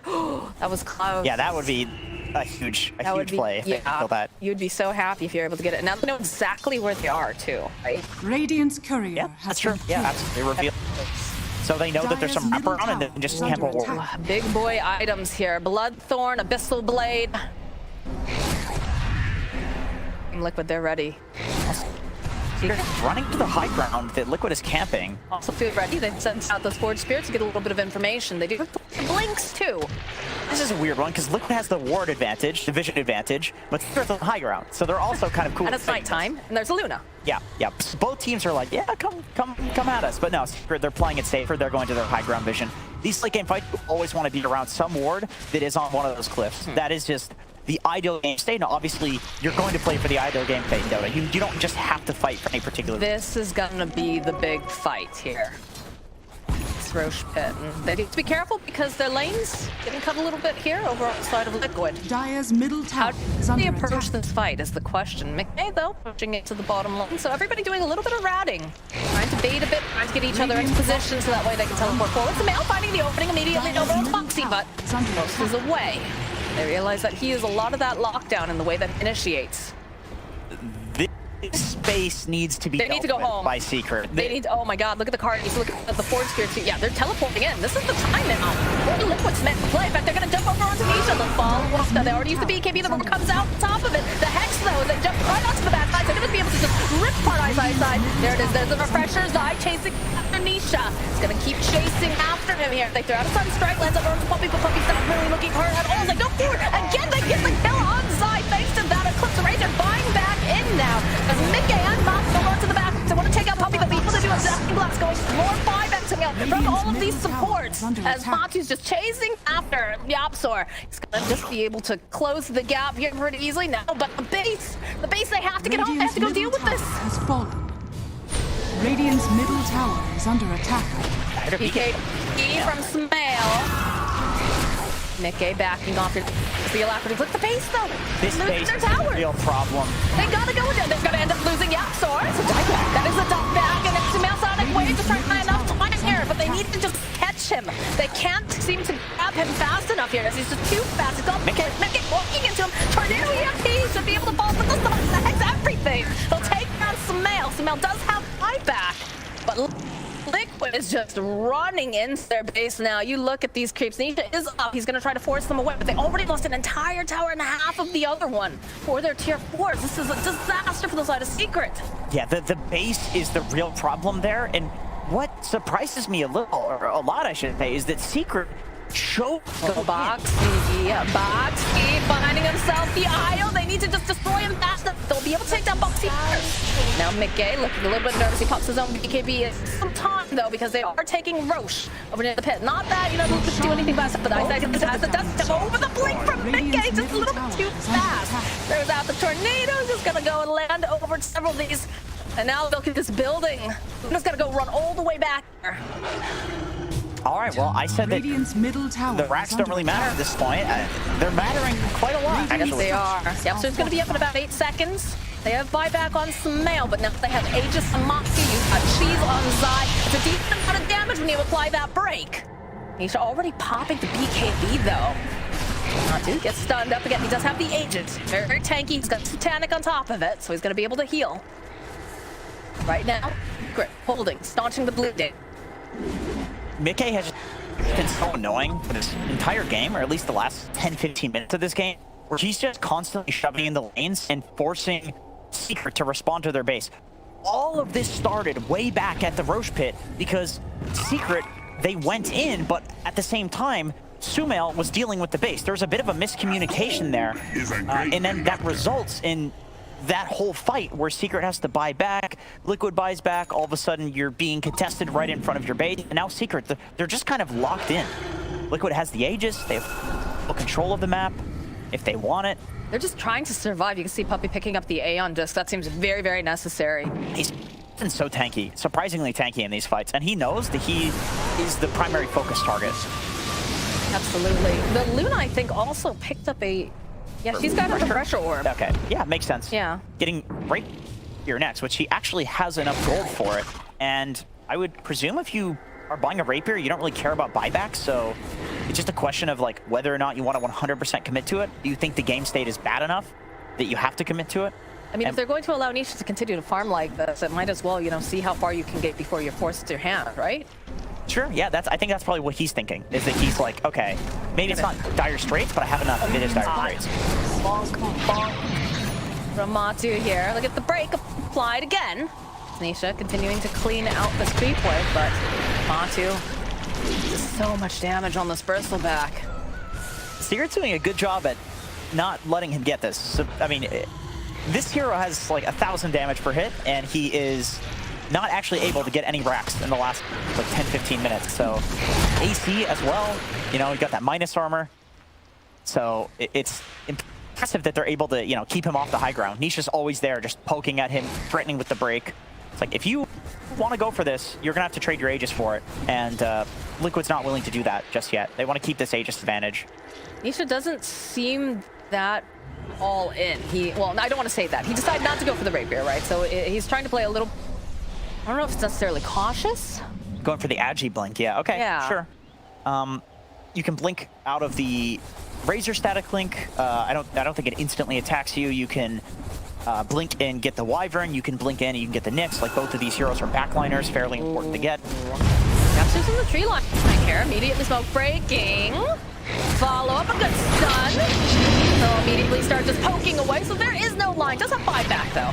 Let's get back into the fight. And there's the break again coming out here from Nisha's eye though, following up with that plasma field. It's hard for them to get in here though. He is starting to get kited quite a bit. Another save here coming out from the Wyvern. Just gonna bring Matu back up to help get out some of those Splinter Blasts. Matu's ready for round 2. Continues to throw out all that. Doesn't quite have those full 9 or past stats, but he's working on it. He's gonna just focus down over onto the buildings as Nisha again gets the break off. So he's gotta be very, very careful. Another heal coming into play. Smail though jumping over onto the back line. He's got the BKB up and running. They'll turn right back around. And they'll go to pop the Aeon just over onto Poppy. There's gonna be the clicks coming through. The clicks though coming out over onto Nisha, but they'll be able to hold die and they get a finger kill off of it. As Matu goes running after Yatsu though, gets the kill on him. And they're looking for more. There's gonna be that refresher or though coming out from Nisha. So much damage going over onto Matu. Matu not expecting it. And all of that bomb over onto the side. A big sonic wave coming up from Smail. We'll clean up over onto Boxy as Matu is in very, very deep. Smail's just chasing up the big around that does have that BKB. They're going, oh, can they take down the Queen of Pain? Yes, they can. But does have buyback as Matu is just being allowed to just run around their base this entire time. They end up losing Zai, they end up losing Boxy, but Liquid still feeling like they're very much in control. And Secret, they're struggling to find these answers. Sumail was being such a pain in the ass in that fight. He was doing such annoying backlining. Oh, the Winter's Curse is not quite there here, my friend. The follow-up, though. Oh, he cursed into the aesthetics cap. So it almost instantly ends. Although that seemed like it lasted a lot less than 40% status resistance. Am I crazy? I mean, I feel like that Winter's Curse was... Maybe it didn't actually catch anything, and so it ended... We can look here. Okay. It goes so quickly. I mean, there's creeps there, right? Yeah. Okay. Now that's strange. He wasn't Eon Dist either? Did he curse the boar? Okay, I see. That is rough. That makes sense. These things happen. Oh, my boy, Insania. Matu's going to just teleport out. Mickey, though, having to run for the hills. He's very, very fast. So got the follow-up here from Samantha to scream. Mickey running for his life, but does have the blink up if necessary. Could just zip on out here. Looks to be the case. So Sumail in that fight, he was being really annoying, doing a great job. And when he blinks in and dies to the cold snap, his Stormcrafter was 1 second off cooldown. Otherwise, he could have... Look how much gold Nisha has. He's getting a rapier. There's no way you don't get it at this point, right? Usually, when you get a rapier, you'd like to have a Fatalist as well with that Luna, because then you can crit whenever you use your Q, you know. I mean, if this game goes on long enough, we might just see that. He can afford it if he wants, especially because he has 2 items in his backpack he could just sell. Probably don't want to sell for sure, but the Hurricane Pike, I do feel like you could sell that, because the way that you're playing is around the from the outside into your Q, right? So it's not so much that you're going to sit in there and right click, where you don't Hurricane Pike anymore, but we'll see what he sells, or if he does sell anything at all. We had a Monkey King bar or Matu. Aeon Disc picked up now from...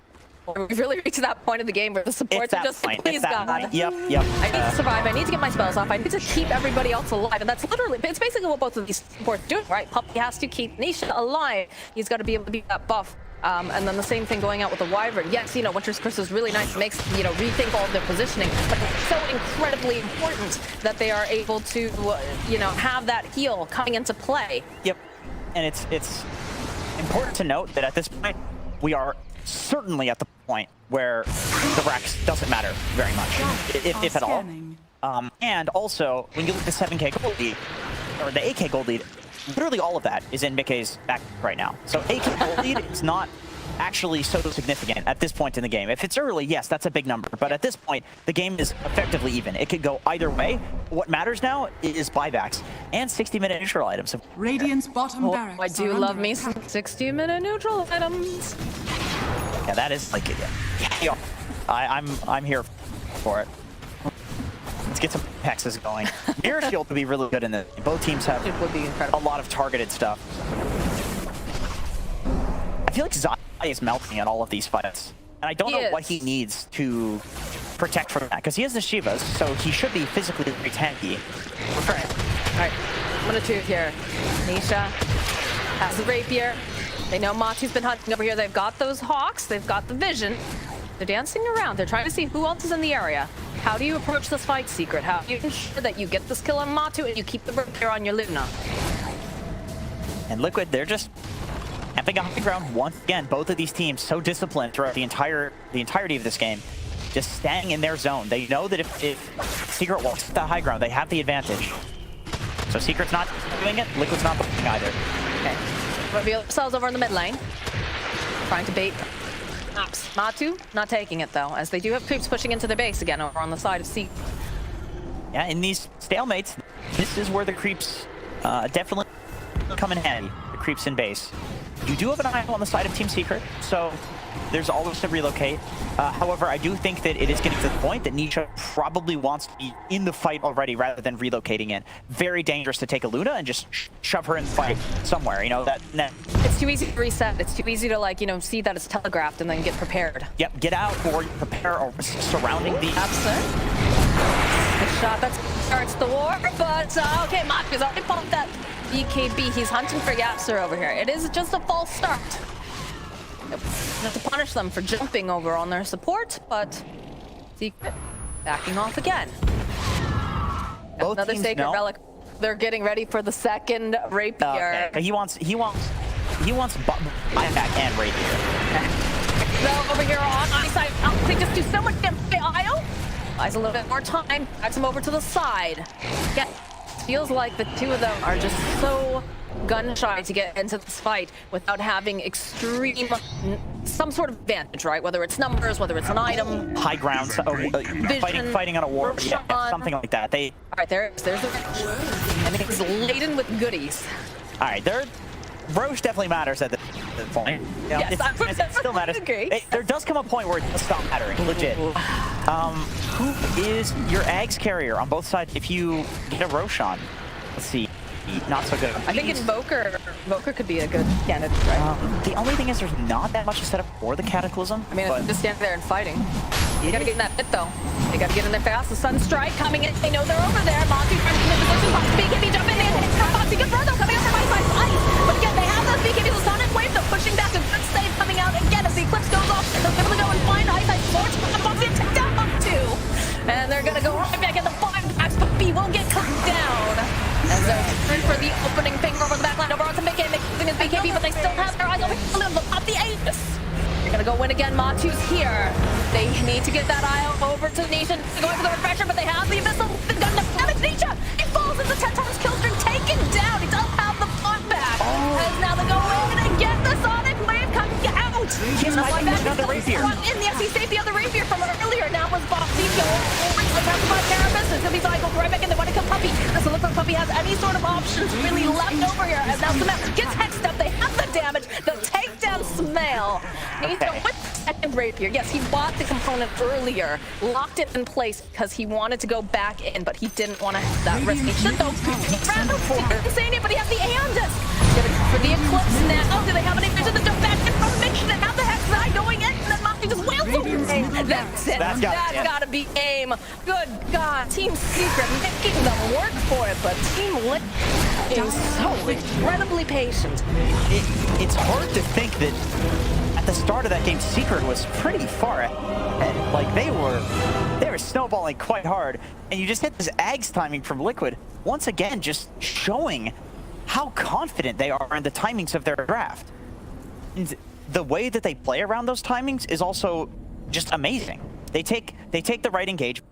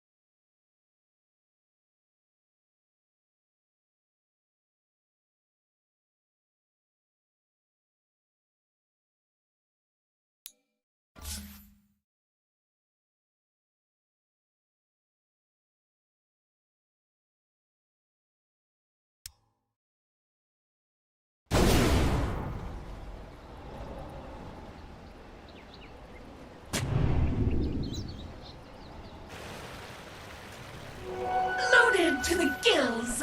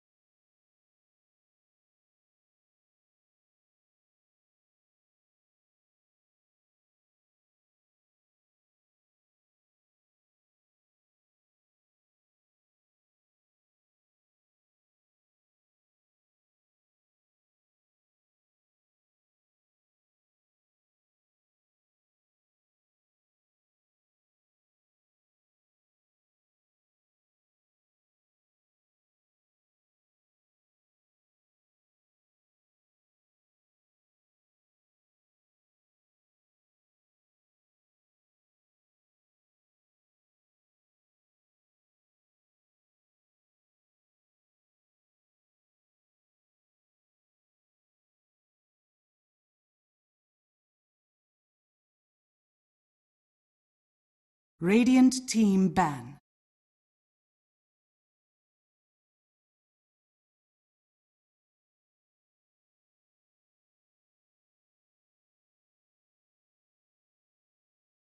Team Secrets turn to ban.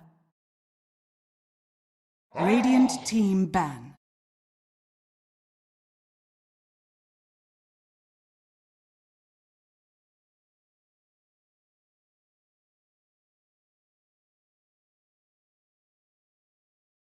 Team Secrets turn to ban.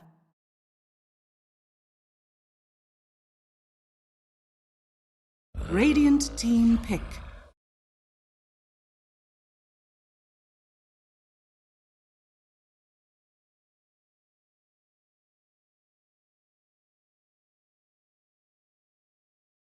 Team Secrets turn to pick.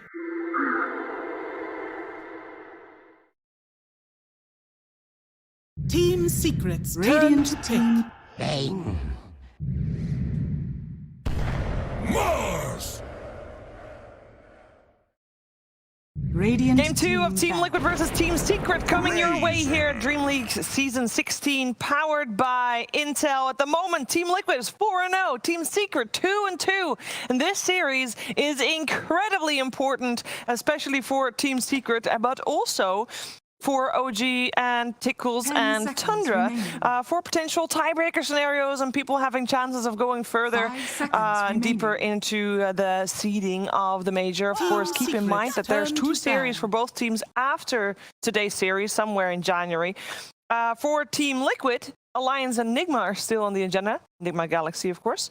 For Team Secret, Team Tickles and Cool Guys still have to be faced. As we have Team Liquid on the Radiant side with first pick, 10 Team seconds Secret remaining. second pick Dire side, and we are way into the draft here with SVG 5 and seconds Tsunami with remaining. Razor, and Razor again on Team Liquid, but the IO this time first phase for them.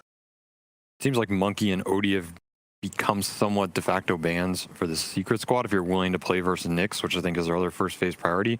And Puppy decides to give the IO this time and go for this Bane trade. So we were talking about Bane last game, it got ignored. I think Puppy had an idea with this Beastmaster to counter out all of these Nyx, Razor, Bane type openers. Radiant team Probably ban. didn't feel like the game went as well for them, so they actually banned the Beast. So they don't get this 8 response. Opens up the Bane, they get the Bane versus the IO trade. IO traditionally not a hero that can stop grip, not great at waking up the sleeps or anything like that, so it can be a decent matchup. Bounce it out with some Mars team fight. 10 seconds Pretty robust remaining. opener, but Liquid gets that Razor. And for me, we talk 5 about a seconds hero's impact remaining. in the first phase going down the stretch. This Razor basically got triple core counterpicked. He was Secrets presented with turn 3 to lanes he ban. didn't want to go to. But Liquid gets a lot of value out of that. They get the mid matchup that they get to see for Mickey. They get the safe lane matchup they get to see for Matu. This Razor still forcing a lot of itemization in terms of Manta, Hurricane Pikes, Lotus Orbs, Force Staffs, whatever. And in these fights, it still seemed like he had decent impact because he's generating a huge amount of 10 minus armor seconds that his other remaining. cores are benefiting from. So to me, this hero, they had a decent idea 5 of how to stop it, seconds but it remaining. still seemed to just generate too much profit down the stretch. So Which is why I'm surprised that they opt to first phase ban the Beastmaster instead.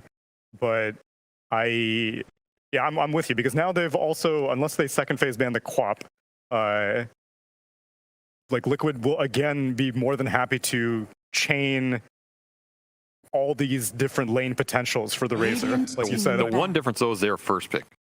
So that's Secret true. does get to see some more information down the stretch, Yeah. which eliminates some of that extra value they have. And the upside is Razor IO versus Bane opener. There's no grip cancel right off the bat. That's true. And Bane can do extremely well versus Razor matchup if he's just allowed to grip him when he runs in with BKB. 10 You're talking about the seconds BKB remaining. Pierce, creating that gap for your coursers to be able to right click him down. It can be a 5 better seconds matchup for Bane remaining. than the Beastmaster, so I understand the bans there.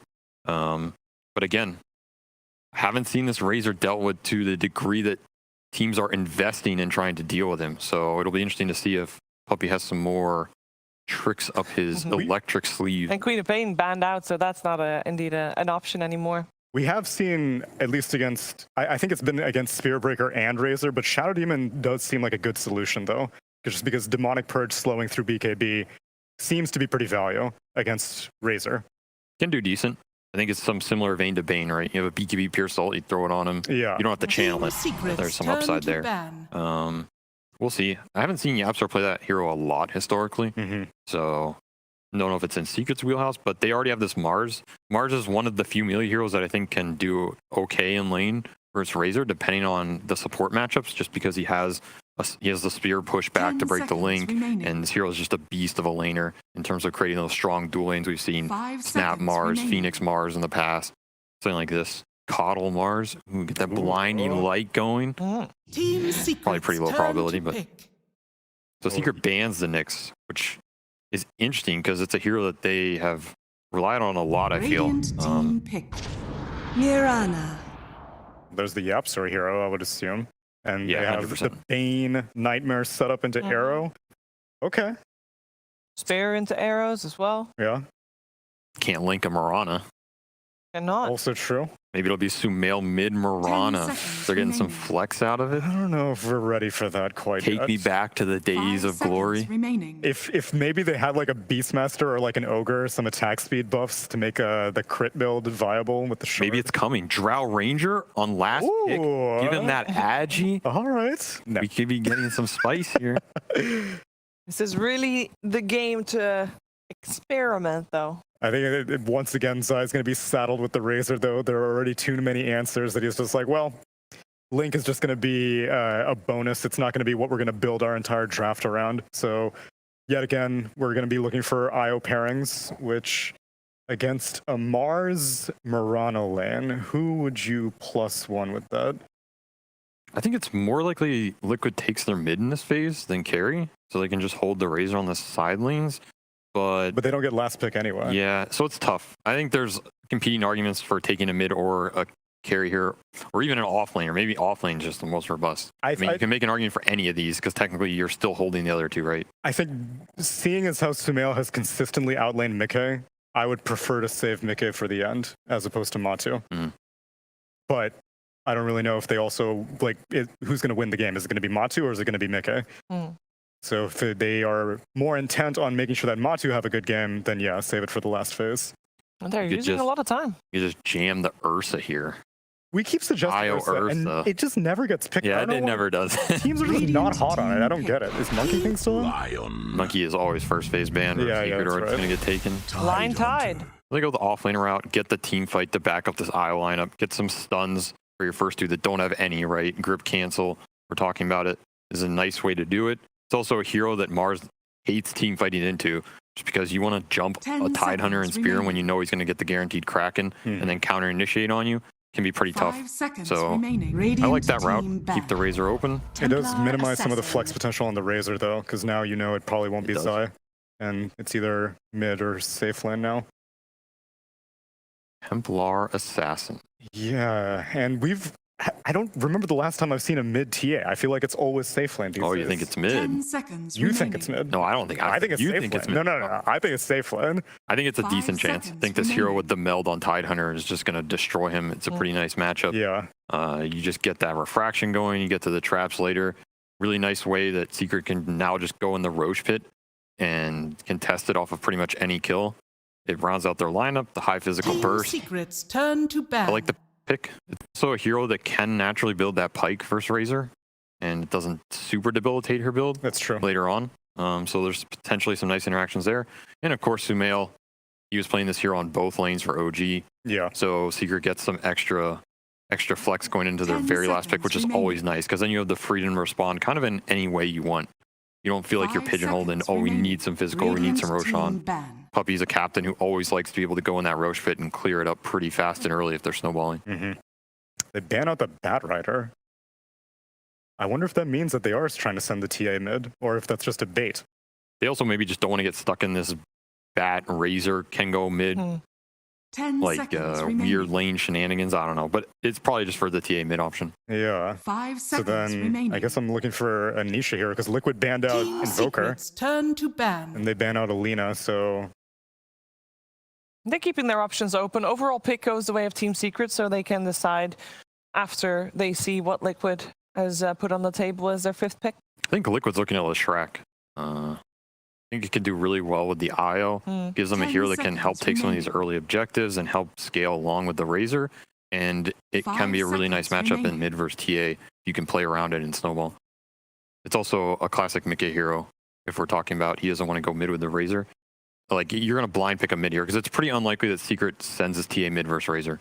We saw that was one of the matchups that TA actually struggled a lot against in some of the recent patches, going back to TI in terms of, you think Viper, Razor, Batrider were like the big three. Yeah. So it's pretty likely Secret's just looking to try and get a mid, so you need a pretty robust mid. Insta-pick them. Puck's another pretty robust mid. Yeah. Insta-pick for Team Secret as well as they go for another Spirit. Okay, so safe lane TA and up against the off lane side hunter. Yeah, so no crazy lane shenanigans. I think Secret's pretty happy with those last two picks in a sense of they know what lanes they were going to get. They got them matched up. Round out their lineup with a nice Spirit who can help initiate for them. This can be a super nice lane for Void Spirit if you're able to play it really well. So I'm interested to see if Sumail continues his streak of, as you said, Tsunami quote, dumpstering. Okay, we're advancing it even more. Bring some NA lexicon into it. I think that Ice is really going to have his work cut out for him this game on the Mars, because overall, Secret's lineup is pretty squish. Your cores being a TA and a Void Spirit do not, they'll be able to go in, but they need Mars to create a lot of distraction. And Ice's performance on the Beastmaster last game felt so static that I'm a little bit discouraged. Don't be discouraged. Okay, fine. I'll go Secret. I mean, if Secret wins, everybody wins apart from Team Liquid, right? Because then we get a third game.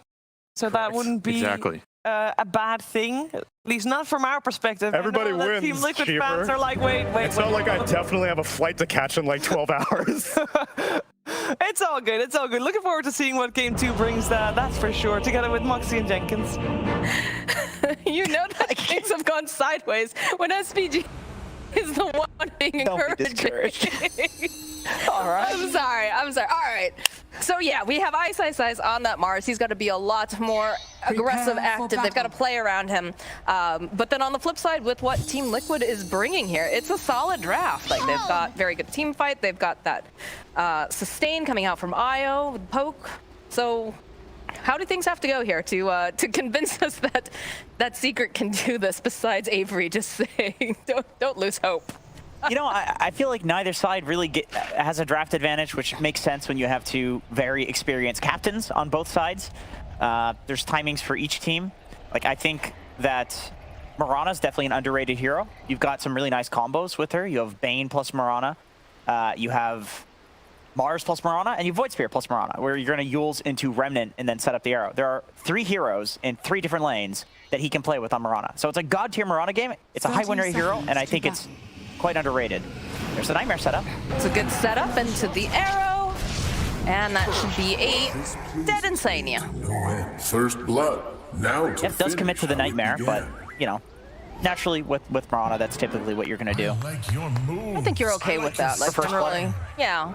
And they get it for Sumail too. So if last game went his way in the laning phase, with First Blood and basically a bottle in his inventory, he's gonna be doing very well. He actually opts for the stick instead.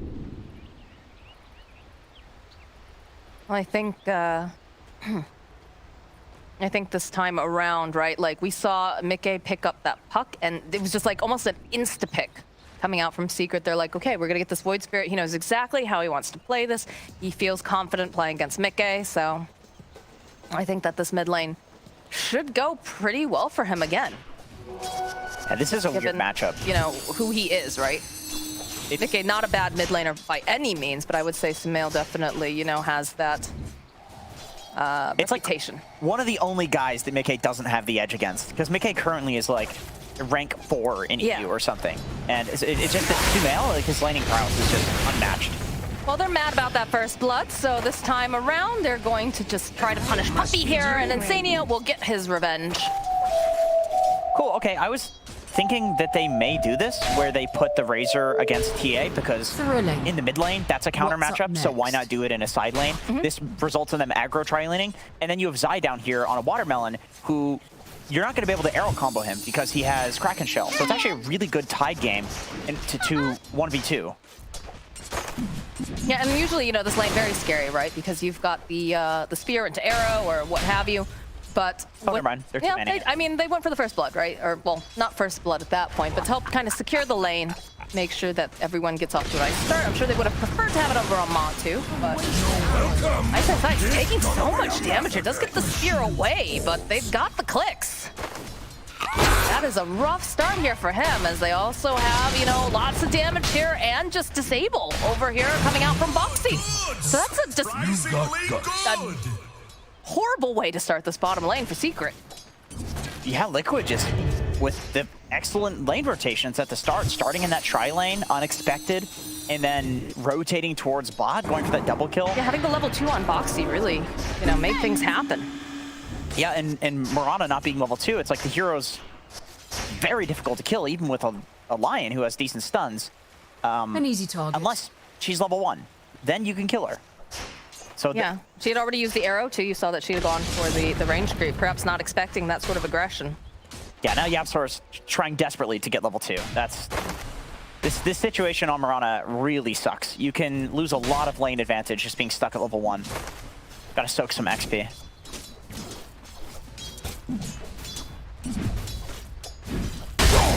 Oh man, Zai is so close to his helm already. He's That's looking scary. creepy.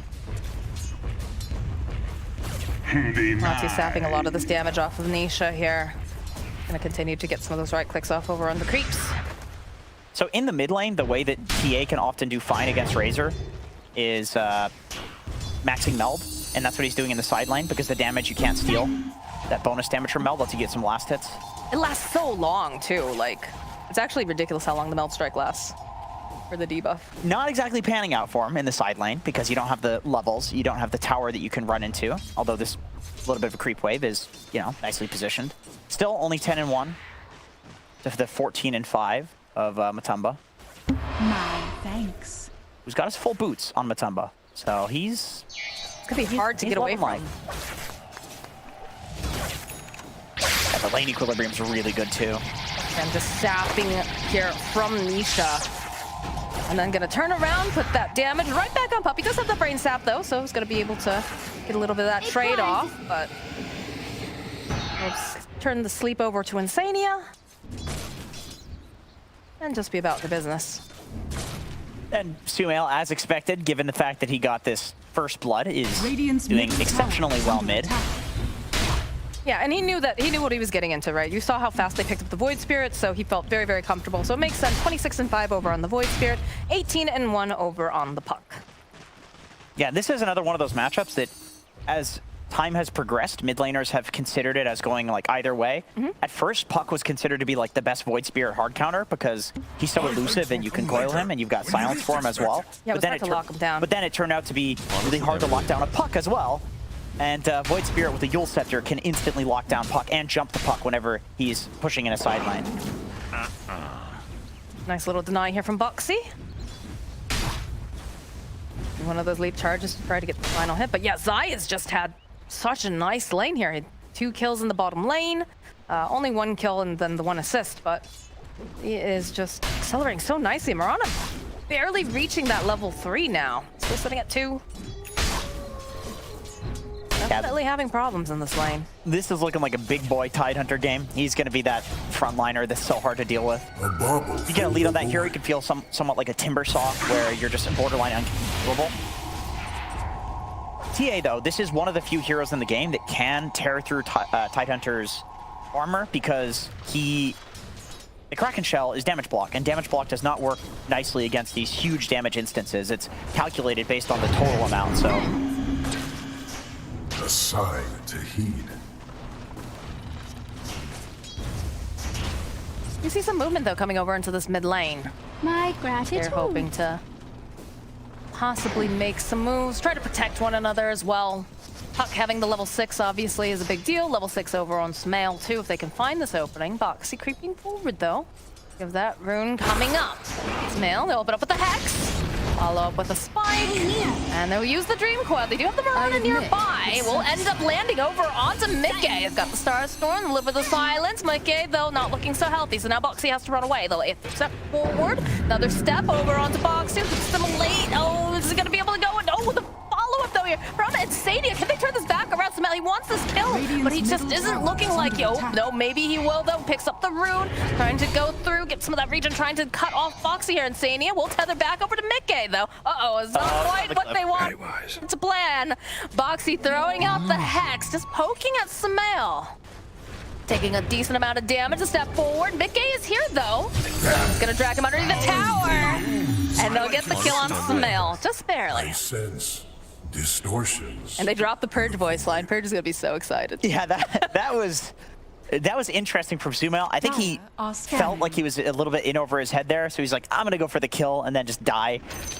Great kiting from Liquid. Insania with the save, that really turned that around, and I was thinking that neither team really had enough damage to kill either of the two mid laners there between the heroes, but if you take the fight that long, you're getting multiple rounds of spells off, then killing Sumail is actually possible. Dragon, yeah, so was trying to get into position to look like for an arrow, but creeps being in the way will prevent that.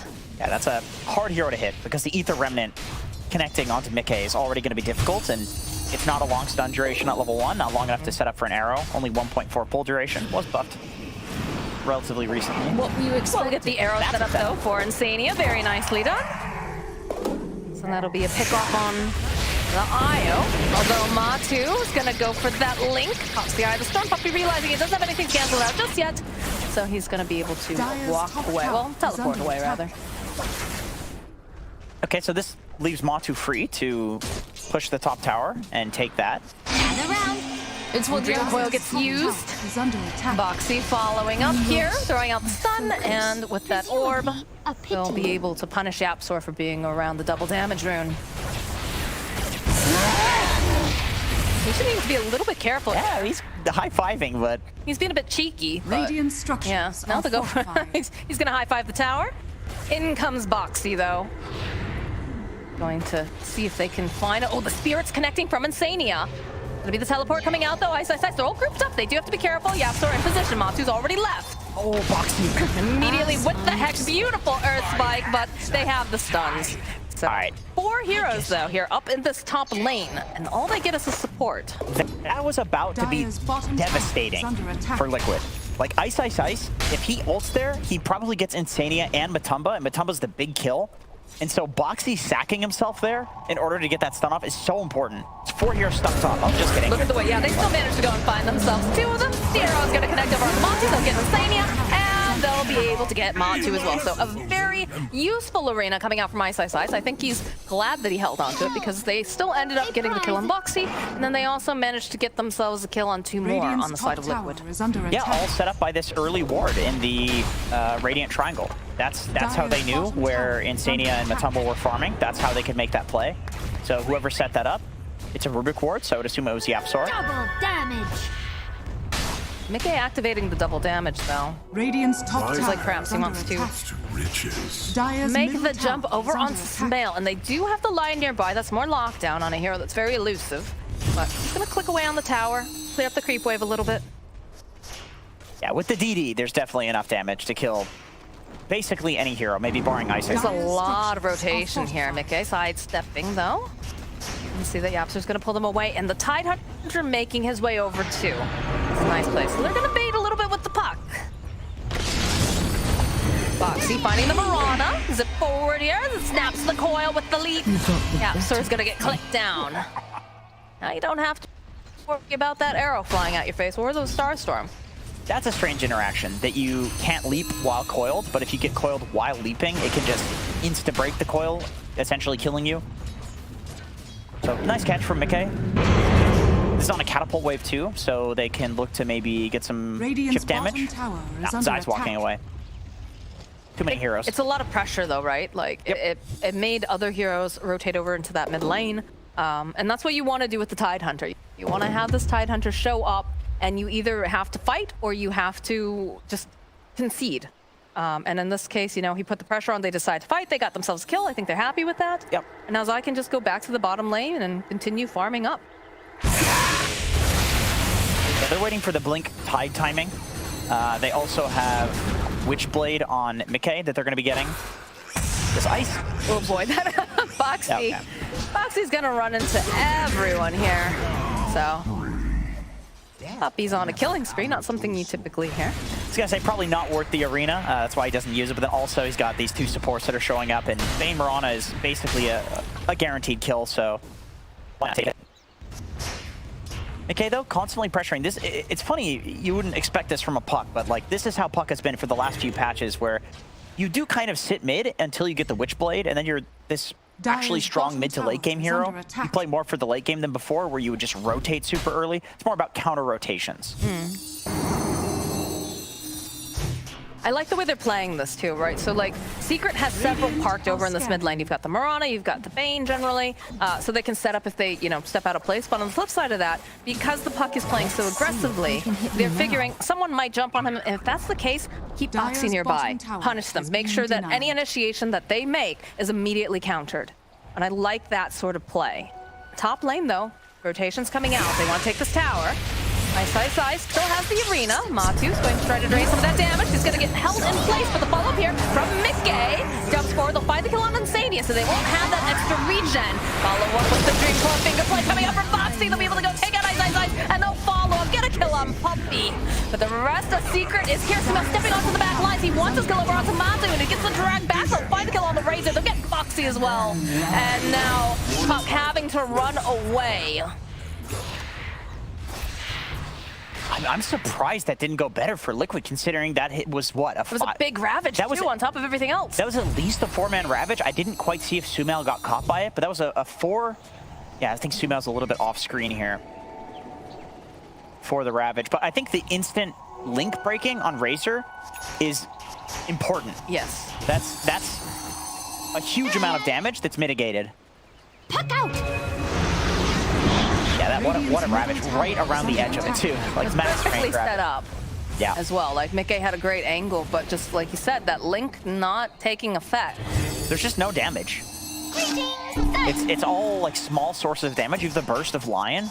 That's your 5 position though. Well, he's 4 position this game. 4.5 with an IO. Yeah. Yeah, you got to get that link off. That's a big source of damage. You don't have the Witchblade on Puck yet, so Puck is just doing this burst, which, of course, you have TA with Refraction. It's not going to be super effective against her until you have the Witchblade, which he almost has. Oh, the setup here. No? All right, they're going to back off for now. It doesn't have the Remnant, and Yapster wasn't exactly in position to hit that off of the Yules. You know, it's funny because we just said how Liquid is making them play into them. But that whole engagement was definitely getting very aggressive and greedy. A little bit aggressive and greedy, you know, down here, Puppy, trying to get some warding done. He's gonna pay for that. Dewarding that cliff, I can understand that. Basically every single replay that I've watched from Insania, he's got a ward on that cliff at about this point. They really value the cliff wards and camping them, especially the cliff wards in their own jungle whenever they are leaving and playing elsewhere. I see why Puppy went for that. I think he might have been trying to ward himself too. Probably. Do you think that that was the right call to try to force that fight in the top lane, though, I guess is my question. Is it just because of the fact that Matu's link didn't end up? I think it's a decent call. I think it's a fine call because you lost the bottom tower and you know that you're getting out farmed. You want to be able to farm these jungle camps, which is only enabled by having that tower. And with an IO, it's even more important that you have the side lanes opened up because the hero relocates from, you want to relocate from far away rather than close, because then you can consume more of the map. So yeah, I think it does make sense. Perhaps there could be like a smoke to it. It could be better executed, but I think some play to that top tower is absolutely right. They had the Ravage. I'm pretty sure they felt pretty confident. It's a good Ravage too. And speaking of good Ravages too, in the mid lane with the Dream Coil, make sure that Sumail cannot escape. Although the follow-up, good Hex coming out from Boxy. Can they lock him down for long enough here? So they'll get that Hex over. And they'll be able to drain a bunch of this damage this time around. Monty's going to be able to do some clicking. They do manage to stun up over onto the Puck. So Puck can't just zip away, but jumping forward again, has his eyes onto Poppy. The Fiend's comes off. They have enough damage to be able to take down Mickey. They'll pop with that spear over onto Matu. He's sitting so low. They're going to have to back off on the side of Liquid. Everyone's HP needing a little bit of time here, especially for this Razor, before they can go back in. Boxy? He does still have a finger on Boxy, so he's feeling feisty. But now his Razor's all 5 are up though.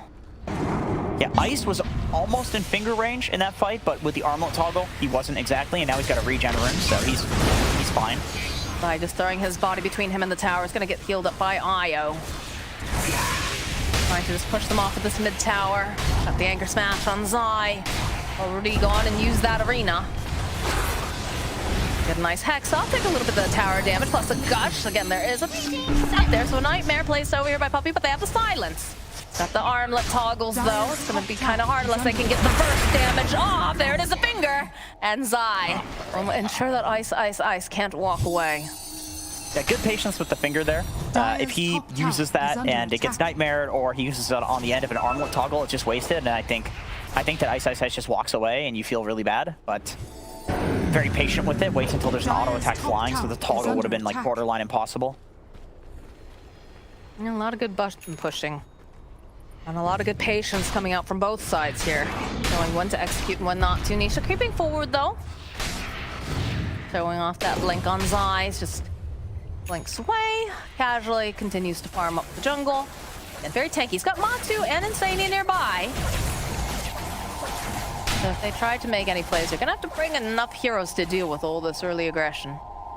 Yeah, Ravage is up pretty soon, despite like the start of that whole engagement happening with a Ravage. Essentially, this mid fight has been going back and forth for so long because both teams just don't want to give up their mid tower. Both teams are super happy farming their triangle, taking those ancients.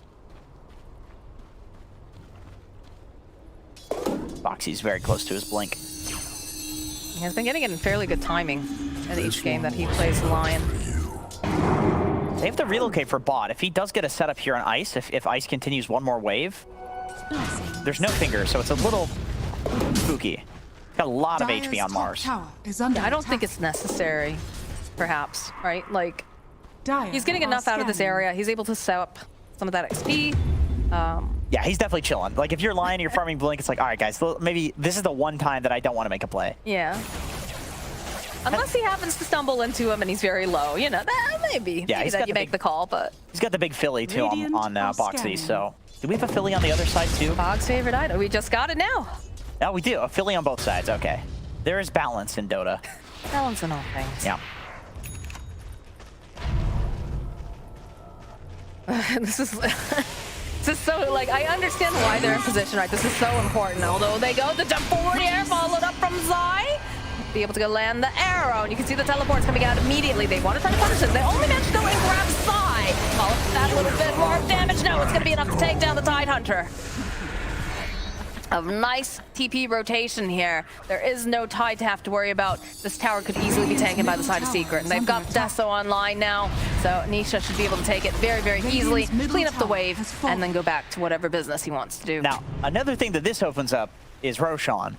Zai has no buyback, but when he is alive, there is a Ravage. And the question is, can they take this in 20 seconds?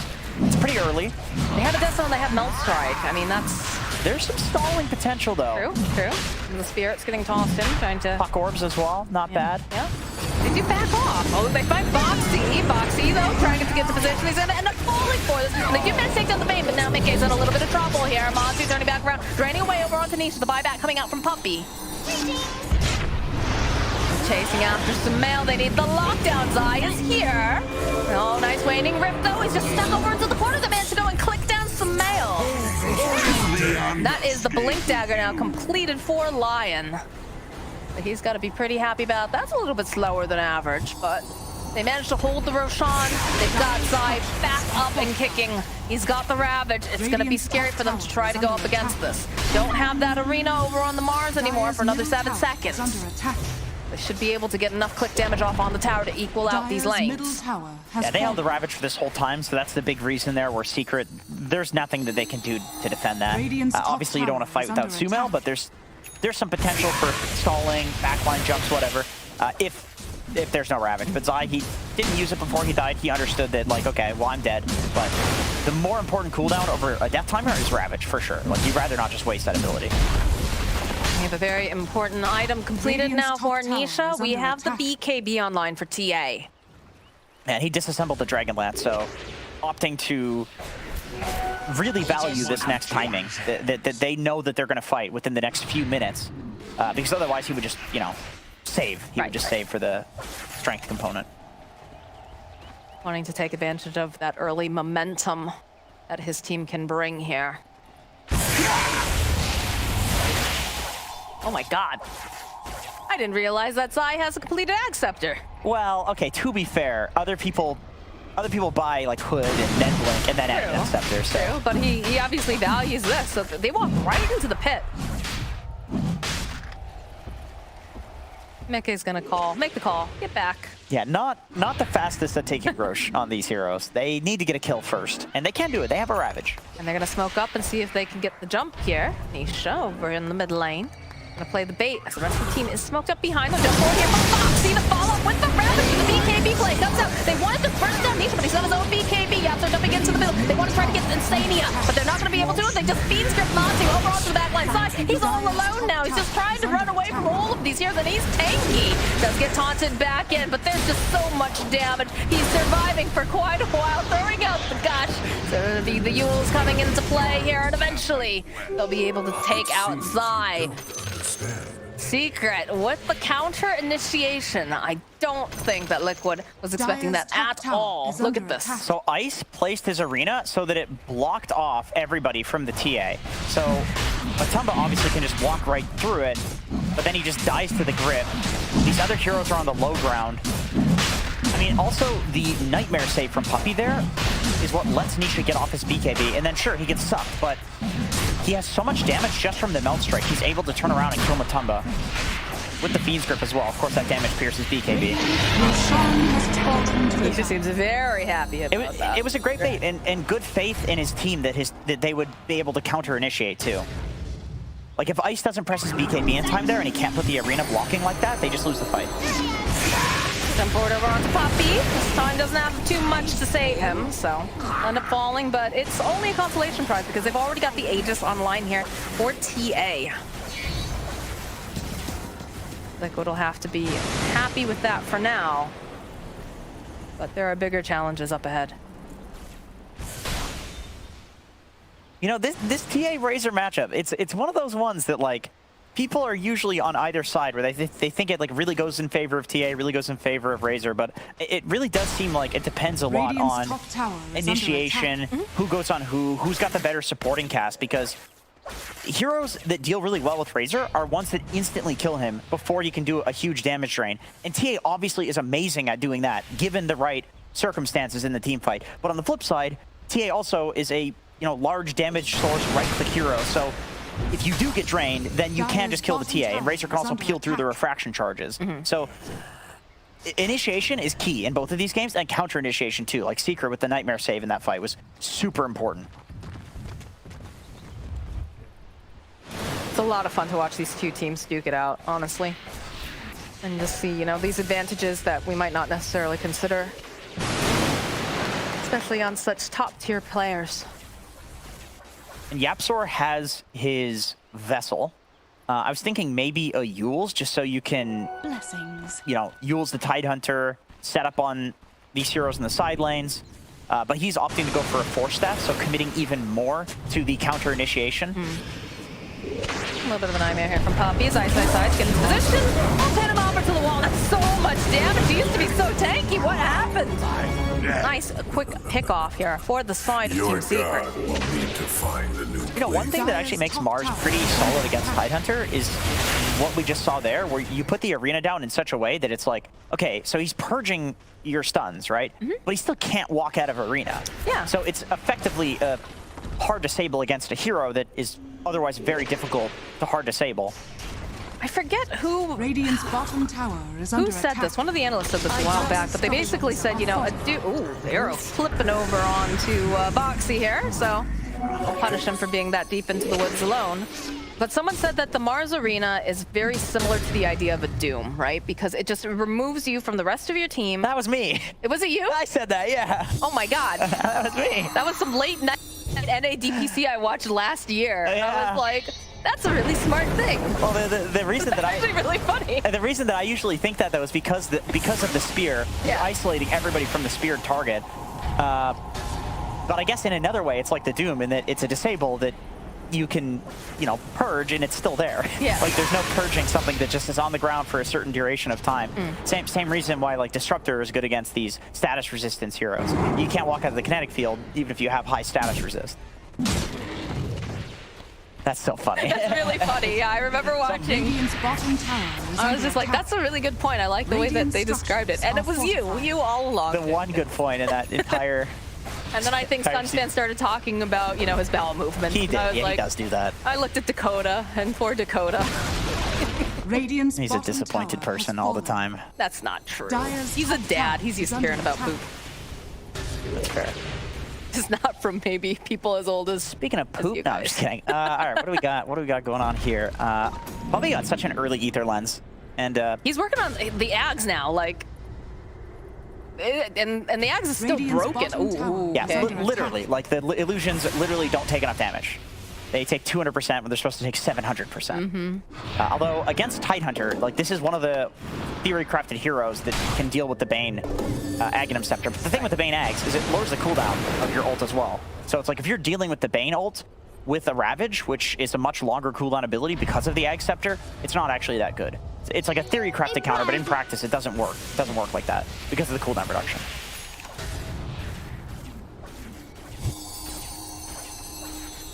I like this though, how Zai's like very much the forward person, like doing the scouting, putting himself in those risky situations. Puppy just Radiant's following him around, although Mickey jumping forward, they've got the silence. Do they get up enough damage in time? That's the question. Nightmare will buy a bit more, but eventually they'll take down Puppy. And now over on the back lines, they're gonna wait patiently here for this pup. Mickey though, sidestepping around, they go forward with a big gosh here. And now they'll go use that arena, try to separate, but again, Montu, he's got the BKB up. Mickey over on the back line, dodging around. More of this gush just getting tossed down as it jump over onto Nisha. They need more damage as Boxy does get left behind, so Samel will clean up. Montu's sitting a little bit low. Zai again finds himself surrounded by just all of these heroes. He's gonna try and teleport away, but he's not gonna be able to, not without Remnants, so they'll end up taking down Tide. I think Zai's blink got canceled in that fight, and he ravaged nothing. I'm fairly certain, unless there was something that was off camera that I wasn't seeing that was getting ravaged. I'm brave, but something canceled his blink. Because his ravage hit nothing. Absolutely nothing. Absolutely nothing. Do you think he? What hit There's him? nobody on the other side of him. That Was it a side blade, right? No.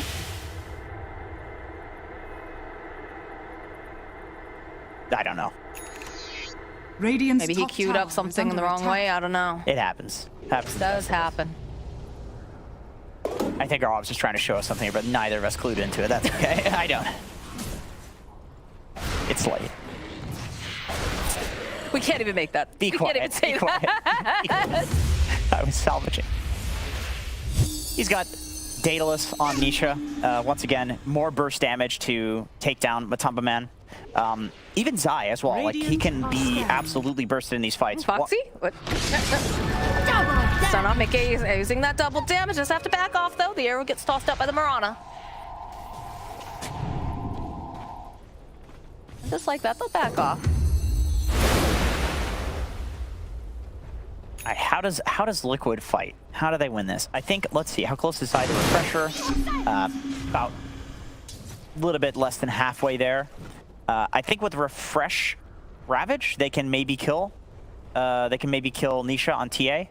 But other than that, they're gonna need to have some crazy good fight. Oh, they're hunting Zai.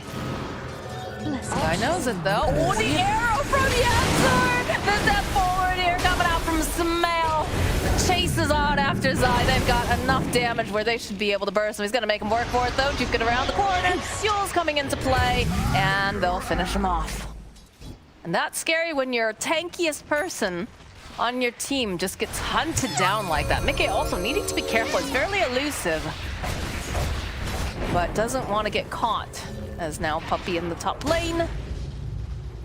Gonna just start combing through the jungle. I like that Ice TP's up here though. Is Boxy invis or is he smoked? He's smoked. He's smoked, okay.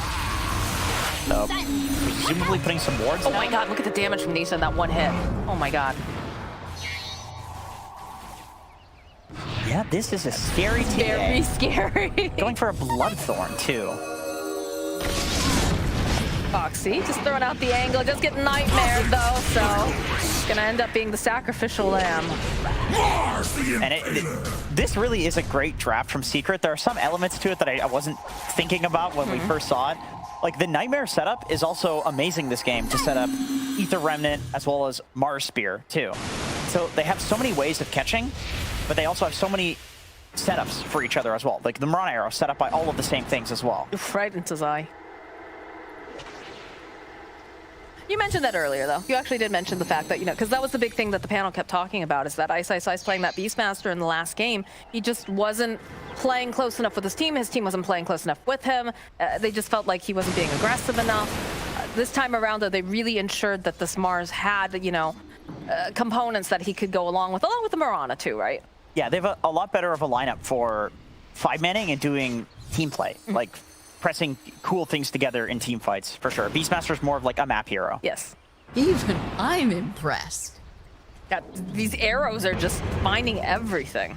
And they're not even intending to. They're just trying to get vision. Hey, just scouting. Yeah. The value. Foxy jumping for it immediately. They have the dust. And back around the Yule's opening. Look at the teleports coming out. There's a big 3-man rabbit. Can they do enough burst damage inside them? Is the question. Zora takes that. You have to take out Foxy. Take out Bobby. Some mail next to Paul. Nisha, though, does so much damage. The IO coming back in here. Does manage to go and heal back up, but they're going to skirt away.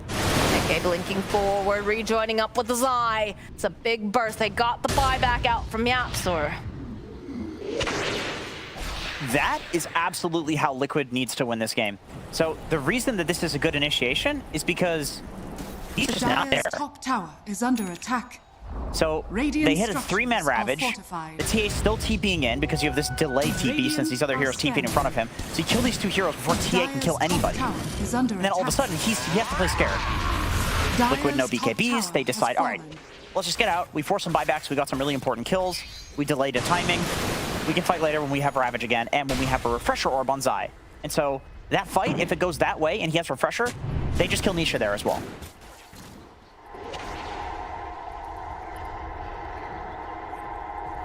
You can see just how absolutely effective that TA can be when she's able to, you know, get these hits off. Very, very scary. Although Nisha is in the bottom lane. He's out. Okay. He's teleporting. He has to, right? Is he? Oh, the big grab from Mickey! Melded up. Zai throwing out. They've got the silence, the hex. They should have plenty of damage to slay this TA. And you know what, Jenkins? That's another way they're going to win this game. If they can get pickoffs like that.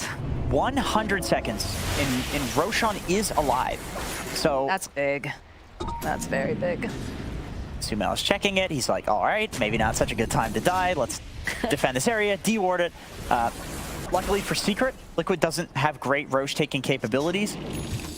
Maybe if the Razor ult hit Roche, but it doesn't. They do have an AC on Razor though, so that will help. And they do have the Gush minus armor, so maybe it is nothing fast enough. Well, they do manage to go and find Mickey though, so that's a nice follow-up here. Again, with that arena from Ice. Lucky though, just zipping one through here, gets that drain off, then turn back around. Can they get the kill? Yes, they'll be able to find Poppy. Ice though. He's been left behind, doesn't have any mana left. Buyback now coming out from Mickey to go, and they use the finger. Nice spear away. The Razor though hunting. Nice arrow coming out from Yap. Survives a bit more time with the for the blink. Over onto Ice. The taunt pulling him back. He just cannot crawl away fast enough, as that's now 3 heroes on the side of Secret that are dead, and they can walk right into this Roche pit, and they can take all the time they want. Arrow's gonna collide over onto Mantu. They finished up the Refresher Orb though. Zai has been an absolute menace with many of these Ravages, aside from just the one. So now he's going to have double the chances. Yeah, Mickey dying at the start of the fight. That's not so good for Liquid, but it results in Secret kind of getting baited into like, oh, we've got a pick off. Like, this is a good fight. And Zai was 10 seconds on Ravage there too, so he didn't even use that. They've got the Refresher and the Ravage for the next fight with an Aegis. They've got tether stuns for Io. That one fight, I mean, honestly, let's scale back a little bit. Not that fight, but the fight before that, I feel. Around the shrine, I think is really when it started to reopen again here. It did, yeah, Or Liquid, for sure. And then they got very lucky, right? Nisha was pushing the bottom wave. Mickey just happened to realize, oh, now's the time to Dream Coil. And that just opened the door for this Roche. And now we've got some big item timings. It's Liquid creeping across the river. They can do this. They have 2 Ravages. They can do. They see Nisha. They jump forward. Oh, Buxy. That'll be quite fast enough here. Courier, that's gonna zip away. They have forced them out of the triangle. Yeah, Nisha saw the ward and sentry be placed there, right on the cusp of this vision. Gonna force this fight. Look the way Zai's approaching. Arrow comes in. All right, they'll be able to blow up Boxy. You'll never Here, Dire's middle over onto tower is Matu. under Matu's just attack. gonna back off. They don't have that lockdown, but they jump forward there with the Ravage, with the Dream Coil. Won't be able to go and hit over onto Chief of the Beast coming into play here. They'll follow up with the second Ravage into the arena though, as Matu's trying to just get some of this damage off. He's got the link off, but he's taking too much. It's not looking to for him as Zai will fall. Matu coming back up in a moment here. Io trying to get over there. Oh, it's not going to be in time. And Sania is going to be the last one to fall in that fight. Great Nightmare setup from Puppey. Also, the fact that the secondary Ravage had to be used just to interrupt the Fiend's grip. It goes back to what I was saying about the Aghanim Scepter. He doesn't have the Ags, but you're committing this really important ability for a 5 position. So he dodges the first one on Puppey, gets the grip off, which forces Zai to ravage into Nisha's BKB. He does get Sumail, but he has to hit Puppey. And Ice, this whole time, and Nisha are just pounding away. Radiant's middle tower is under attack. It's too much damage. Way too much. Comes back, no BKB, easy burst. And then Sania's like, oh no. Please, mercy. No mercy here. Yeah. Radiant's middle barracks has fallen. Don't show me that. Sometimes all you gotta do, right? You need a moment, you breathe, you stretch. You're like, all right, that did not go the way we wanted. But Secret taking advantage of this, realizing they won one hell of a fight, are going to be able to rip down not just one tower in racks, but 2.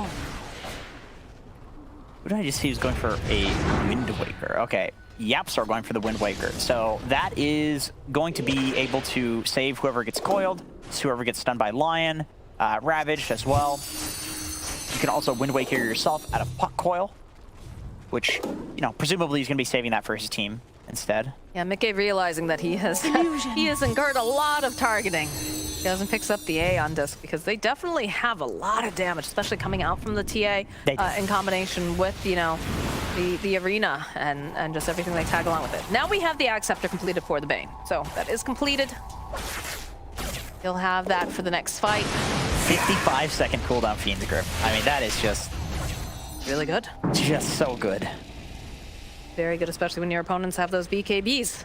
They want to be dodging in and out of these fights. Yep, and it basically guarantees that if you want to interrupt those Banes from channeling, you're probably going to have to Ravage them. And once again, you're committing this long cooldown ability for a short cooldown one.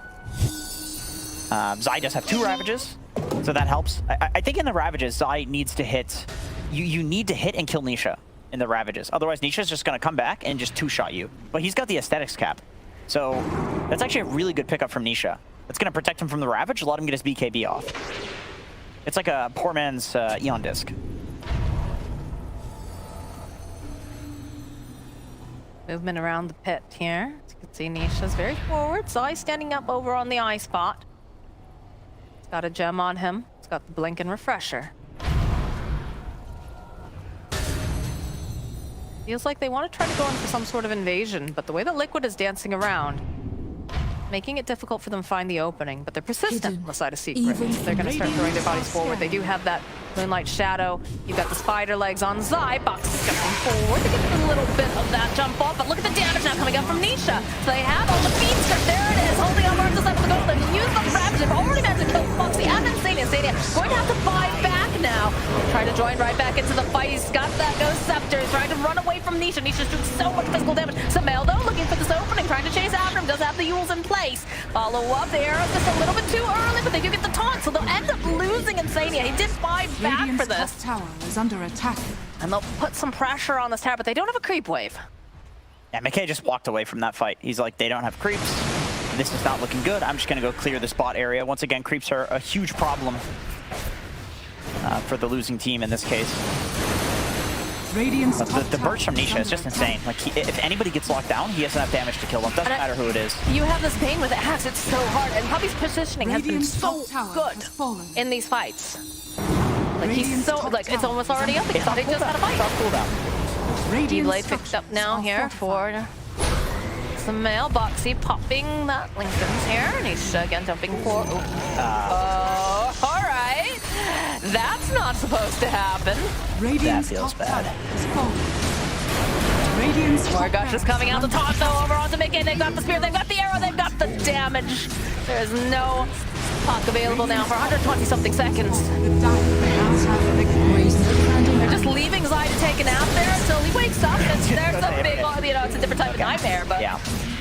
that is not the way that you want to be handled as a Tidehunter who had very good start to a laning stage. So Secret striking back. Yeah. Beautiful from Insania here. We can see. Oh, go back to this. Mel.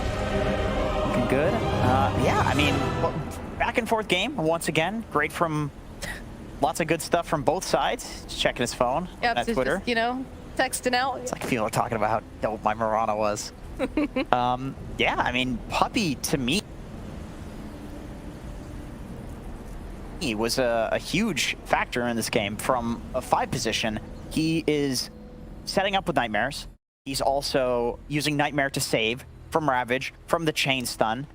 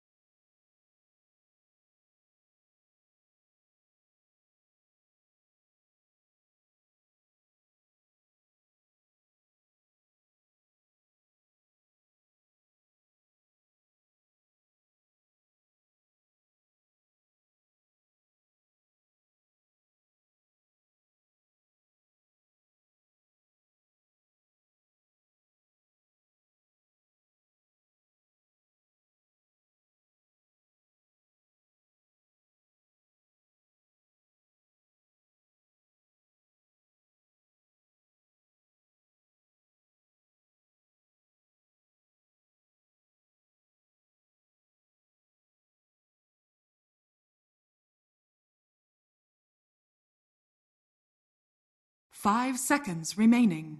The third and final game, not just of the series, but of Team Secret's turn 2021 to for the ban. Western European DPC League. We're going to see it right now between Team Secret and Team Liquid. There's so much on the line for this series. Not just pride and who was left and who was right. Also, points and rankings. Incredibly important series for the DPC standings overall.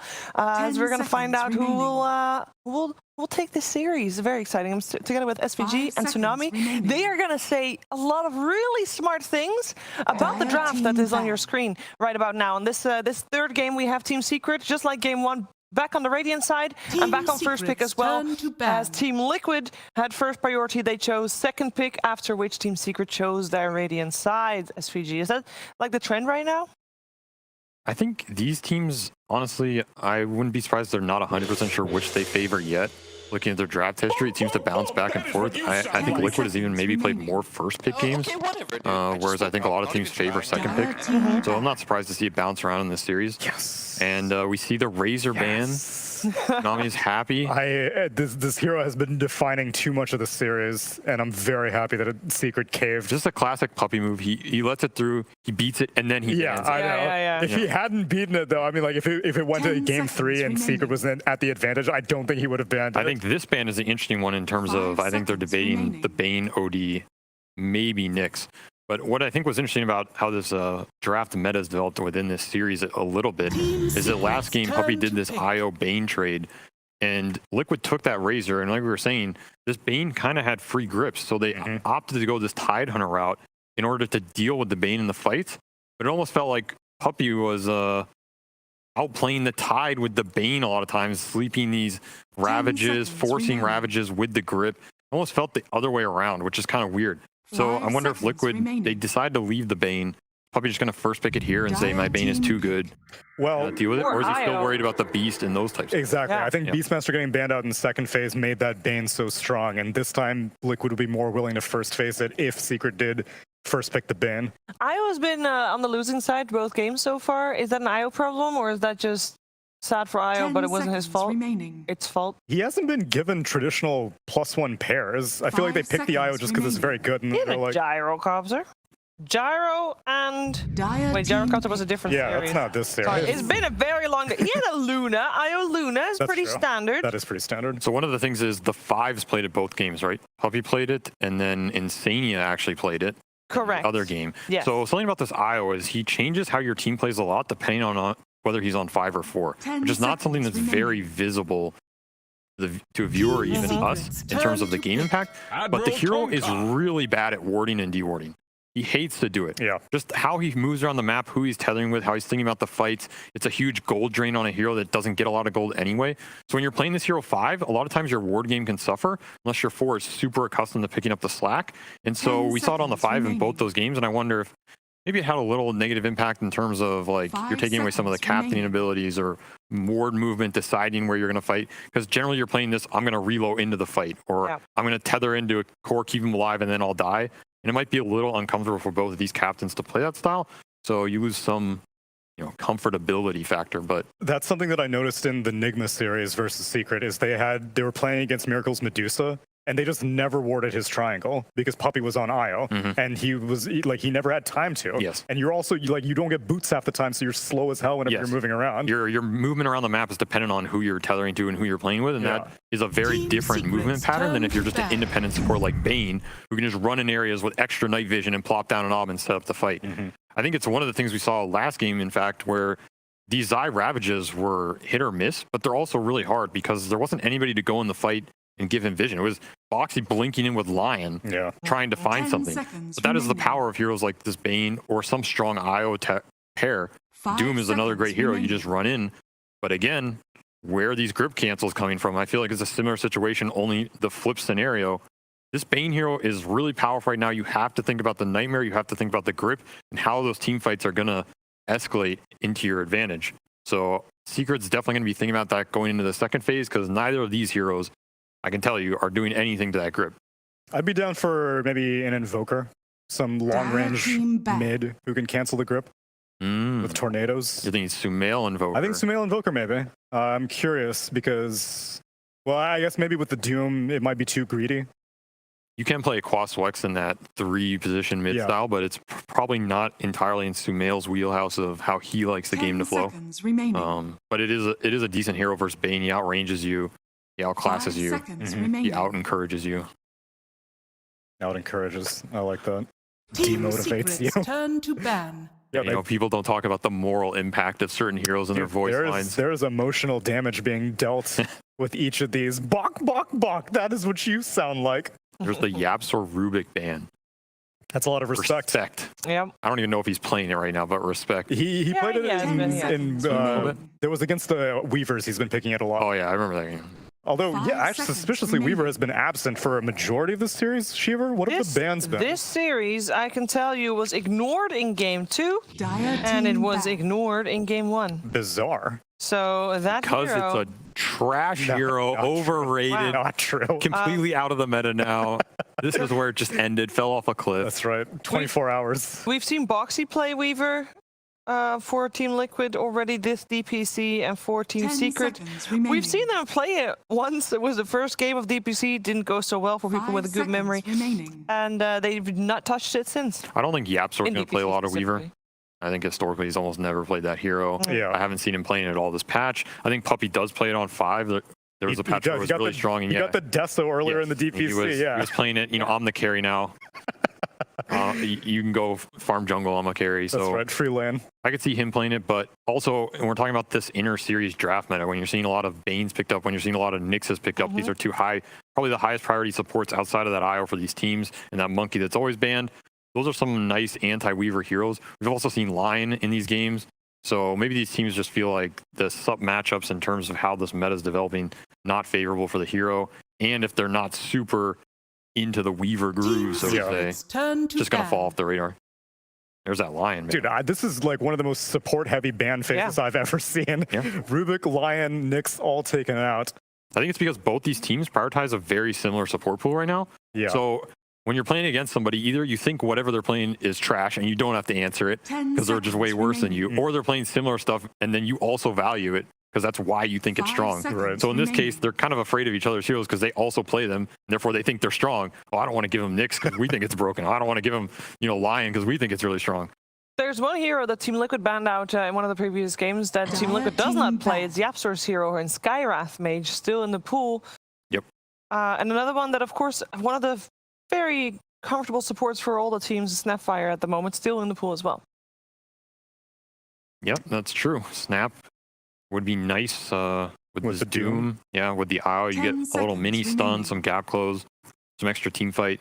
So again, not really dealing with the grip. You can help cut through some of the Kunkka's tank ability. And they ban out the Quap. 2 mid laners banned out, Invoker and Quap.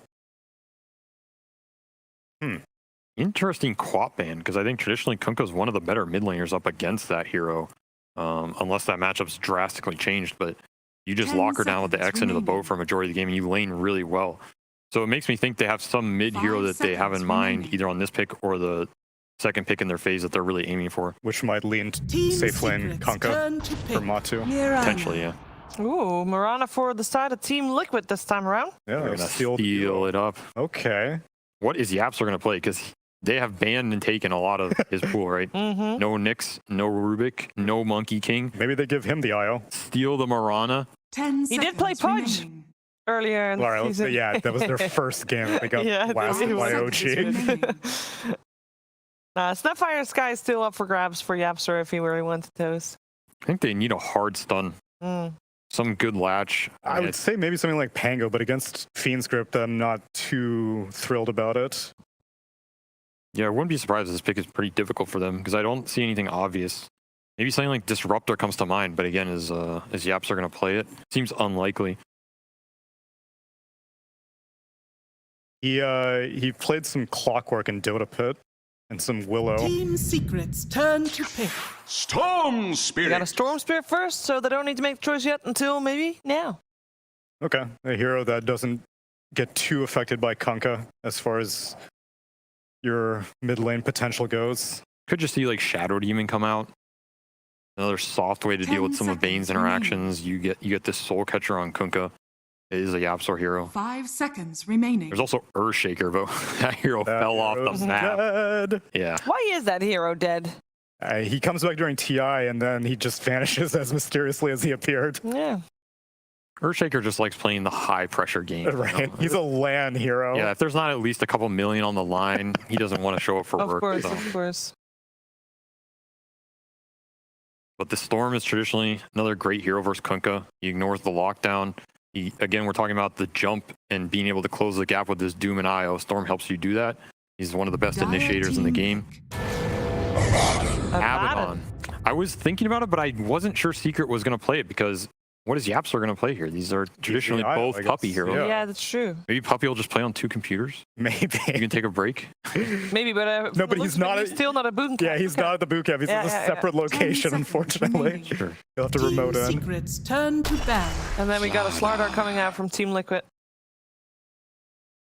Very interesting. Slardar into the Abaddon traditionally wasn't that great. He can cut through some of these low armor IO Doom Storm because there's no Agi heroes for Secret right now. So it's a great Slardar game in that sense. At the same time, though, who is he synergizing with?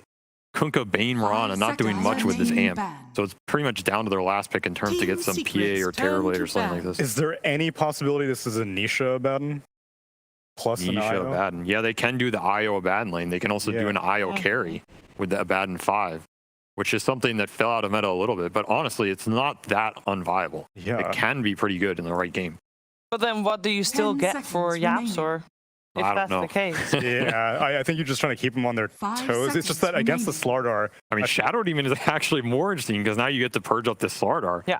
It's even higher value, but that's true. I don't know if they're that confident playing IO carry with the other 2 cores because their lack of direct physical damage might come back to haunt them.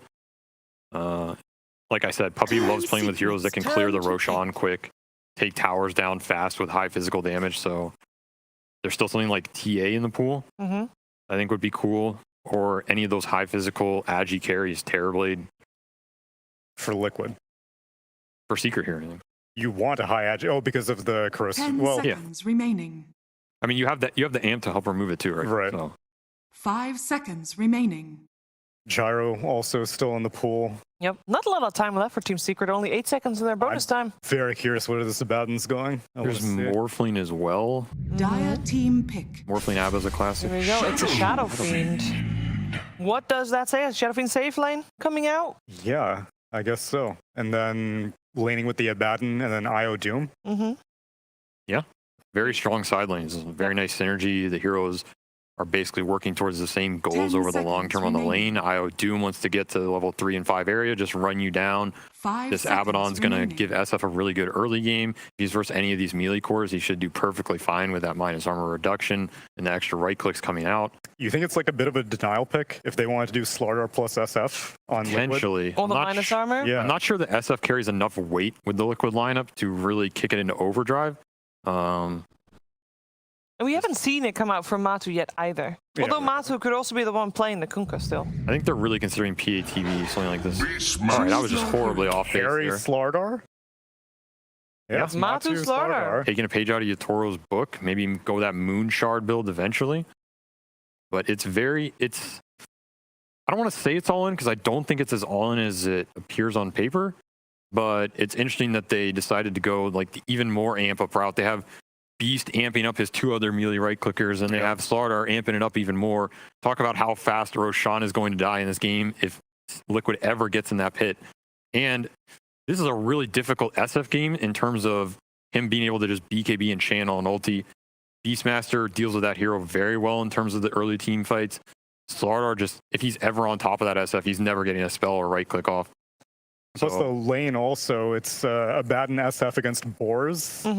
And yeah, Mirana. That's really rough. That is it makes it really difficult for Abaddon to have a high impact on that lane because he does not deal with the boars at all past the level 3 to 5 timing. We also have Yapster on IO. Do we like that for him? Because it's not your traditional greedy four that we see from him? I think it's more of like a lane setup kind of thing. I think they want the IO Doom, and I guess Puppey can play it, but they... I mean, his Yaps are going to play Abaddon, Right. so he's pretty much locked in. Fair point. He might find a way to make it greedy. Maybe he just goes HOD, farm the jungle. You know, you're on your own in the off lane. I'll come back in 10 minutes. And Puppey's doing the same thing. Yeah, guys, it's a deciding game between Team Liquid and Team Secret. Enjoy together with Moxie and Jenkins. Say a little bit of a early Christmas as we get a game number 3 between both of these teams, and we're getting something a little bit different this time around. We're getting a safe lane Slardar. Yeah, I initially didn't understand the pick because I was like, oh, you know, Slardar versus Abaddon. That's, you know, Abaddon's a counter to Slardar. You take off the amplification, but that's the thing is, safe lane Slardar, that's different because you're playing around your right clicks, you're playing around the bash. It's not just about amping the enemy team and being that kind of buff hero for your team. So it does make sense, the pick. It's a little crazy, but there's a lot of these, you know, earlier style safe laners that are being picked up. So it's not so different from the meta that we're seeing develop. Even on the other side, we have a safe lane SF. Feels like this is going to be a draft that plays very, very quickly. Ooh, that arrow very close to Nisha, figuring, you know, why not check that tree line? But also getting treated to the Sumail Storm Spirit. I'm sure our observer is very excited for that. That is already a difficult hero to be obsing, and when it's Sumail, it's even crazier. You know, I personally have some trauma associated with the Sumail Storm Spirit. All right, let's delve into this. Back when he was a completely unknown, it's like, oh, there are these Hassan brothers that are in NA playing for terrible Root Gaming who were awful. And we're like, Leviathan, we're like, oh, we're going to stomp these guys. They got Storm for Sumail, and they got Yawar's Morphling, and they obliterated us. Like, it was something else. I was like, this guy's going to win a TI someday. I mean, you weren't wrong. No, I was talking about Yawar. Oh, okay, yeah. Well, you know, there's still the possibility there. Both of them felt just insane, but the Sumail Storm in particular was like, it didn't feel balanced. No, this guy knows the ins and outs of this hero so well. And it's been so buffed in terms of the zip range that you can get now. And it was always about those, you know, big zips with him, getting out on really low mana. Yeah, it's a good patch for him to play this hero. It's actually crazy to think about, like, when Sumail first came onto the scene, how little he was, right? He was an actual child. And we're seeing that now, you know, coming out with some of these new up-and-comings, like BZM and Amar. But it's been a while since we've seen these child prodigies, so to speak. Got a long career ahead of them. Not a very common thing in Dota these days. It's all oldies. Got a bunch of them up here in this lane. Yeah, Absar's probably the youngest out of this group. I don't know. How old is Insania? I think he's 27. Is he? I think so. He's in 93. Okay. I think. God. Kid's born in the 90s. He's a 90s kid. Does that count? He was a baby even. Yeah, they're born in the 90s. Yes, they're 90s. Yeah, but he doesn't remember half of it. That doesn't mean the 90s ended in like 2005 anyway, but what's going on up here? Okay, Ice, so he does the typical Doom thing these days of going Scorched Earth first. You push the first wave with that ability. The cooldown on it was lowered massively at level 1, and the damage was increased as well. So it's just such a great ability to constantly spam, especially with the IO. Constant regen. Now, I know Shiver mentioned on the desk, like, this is not typical of Yapser, right? You were so used to seeing Yapser play, like, more of these greedy supports that can really do a lot of damage and make these plays. Ooh, nice save there from Matu. Zania getting clicked down quite a bit.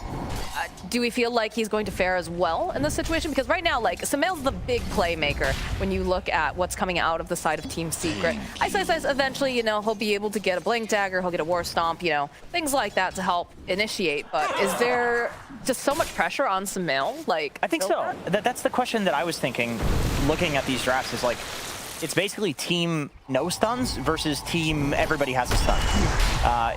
Sumail is really the only guaranteed lockdown. It's a fairly long cooldown. Ice, once he gets some levels, like, he's, you know, okay, but these other heroes, it's just nothing. Like, the two supports especially, you can just TP away from them. Like, IO Abba, you're really banking on saving people, baiting things, and 5-manning, as well as pickoffs, of course. With Storm, you're going to get a lot of pickoffs. With Doom, you're going to get a lot of pickoffs. Storm isn't that hero though anymore that like can just hit the level 6 and start making plays. This is a hero that tends to like to farm a little bit more too. Is this? I do think concerned about that? I do think the Soul Ring build that people have been doing fairly recently does actually open it up that you can make plays. Okay. I think that there was a long time where Storm wasn't that hero anymore, but I think with Soul Ring it is kind of back to that, as well as the fact that the ult mana cost has been reduced patch after patch. So I do think you can be pretty active now. But there was like 3 years there where you legit couldn't. Like Storm was not on the same level as Ember and Void. No, he definitely fell out of favor for quite a while, especially when the Void Spirit was introduced. That was like the big new one. It was very hard to pin him down. And like you said, you know, in the past we'd see like the Puck versus Void Spirit. That was pretty much the constant. Yep, every game.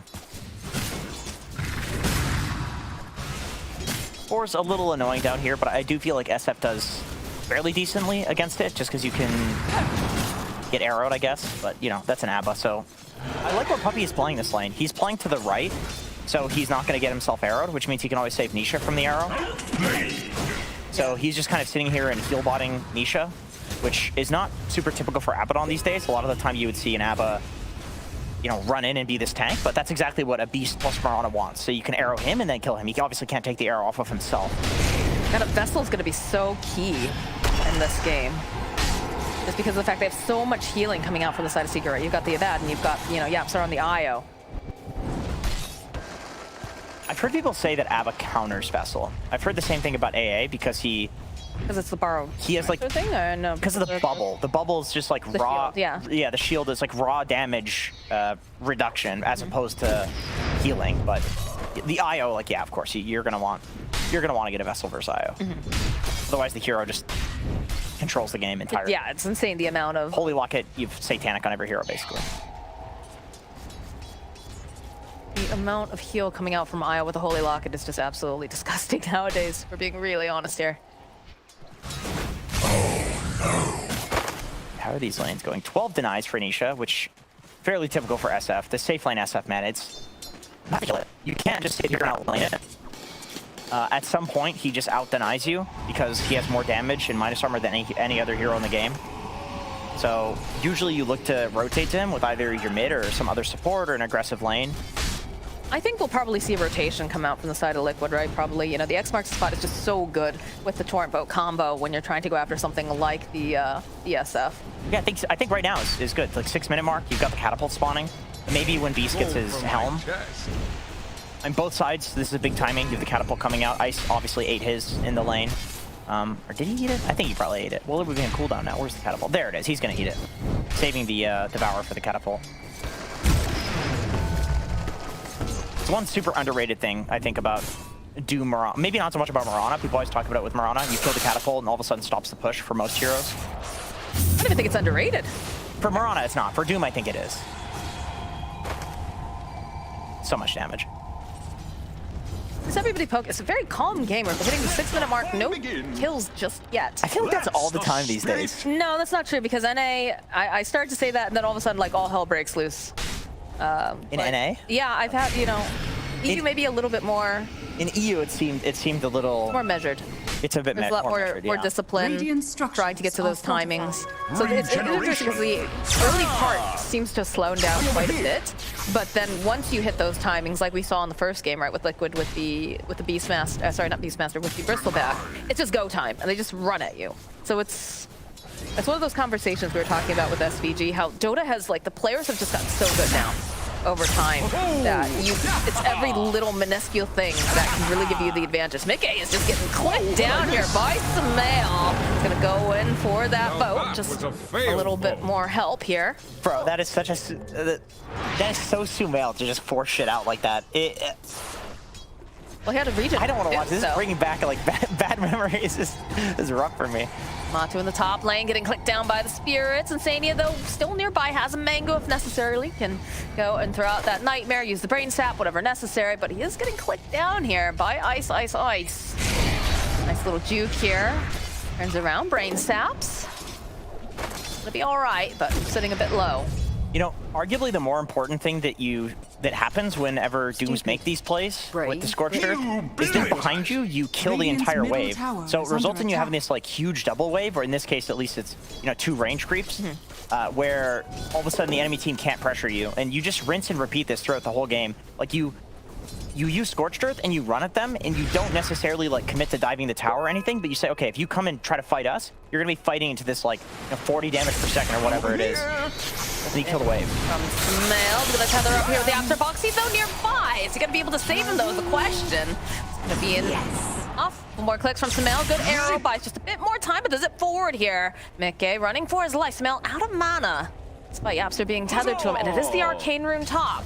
They're gonna try to hold on to top lane. Ice is left alone, so they're trying to make a play with this. Go for the crush, a couple more hits over to Ice. That's gonna be the first blood. Recognizing Io's not there, so they'll be able to find the kill, but Foxy now will fall, thanks to that rotation here. Damn, Sumail ended up getting the Arcane Rune. I feel like... I was surprised that they didn't. I guess they tried to be greedy. Yeah, I thought Boxy was close to it. Yeah, he was. And I wasn't sure if he was going to try to deny it, pick it up, or I guess they saved it for Mickey. They're trying to get it for Mickey, yeah. And so it ends up actually giving it to Sumail. That's a bit of a disaster. Yeah, not a rune you want your Storm to... You want the enemy Storm to get. You can see on the top lane, by the way, just the strength of Slardar versus Doom. This is exactly why they picked it, despite picking into the ABBA, is that you know that like anytime the support leaves the lane, it's just a free kill on Ice, especially if the tower is up by the... Or if that creep wave is up by the tower. You just run him down, bash him over and over again. There's no way that he can TP out. They're gonna look to make a rotation here, but Mickey and Boxy also making their way top. So zip in over onto Boxy, hoping that they can get a quick pick off. So they'll be able to burst down Boxy. The follow-up though, with that fort into the boat. Be a little bit more damage. Like, can they finish off the man that was gonna be able to just ball lightning away? Is Puppy coming in for the save? They use the Doom over onto Matu. Gets the bash off here. Mickey trying to just give a little bit of space. Oh, the zip forward from Smail. He'll get himself the double kill. As they'll land the torrent over onto 2. They want to get anything that they can out of this, but Yapsor is just still so survivable as Insania now trying to hide away in the tree line. Mickey going back in. Dire's top tower is under But there's not much that he can really do as Insania continues to hide up in the tree line. Does open up the bottom though. A little bit of positive shining here for Zai, so he's going to be able to put pressure, but Smail's just been super, Insania? Yeah, he's definitely dead there. Super effective though with these rotations. Yeah, I was gonna say, when I see something like this, I just think like they need to be picking him more Storm. It looks so good from him. He's getting all of the runes. His RNG is good, as well as, you know, able to contest those runes. He's getting tons of kills. He's using his mana until the absolute last drop and then surviving in typical Sumail fashion. We're looking to use Aurora here. Already secret. Hard to run into a Beastmaster like this because you know that he's going to have vision of you. He sees the TP away. Yeah. They do the IO relocate though. A little bit of a nap time here in the top lane. They still want to put pressure on this tower, and Insania having to be very careful here. Radiant's already bottom tower is going under to back attack. off though, seeing that Nisha and Yapster. There's the bottom tower will go down. Radiant's bottom tower has fallen. And they'll probably just end up doing a bit of a trade here with this party wave.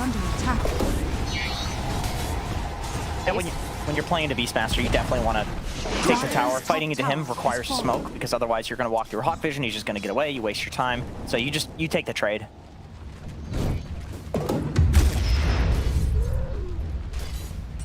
I was laughing because, you know, you mentioned that Smail's, you know, good rotations, he's getting the good runes, you know, all of this stuff, and I used to, just remembering how I used to troll Kyle.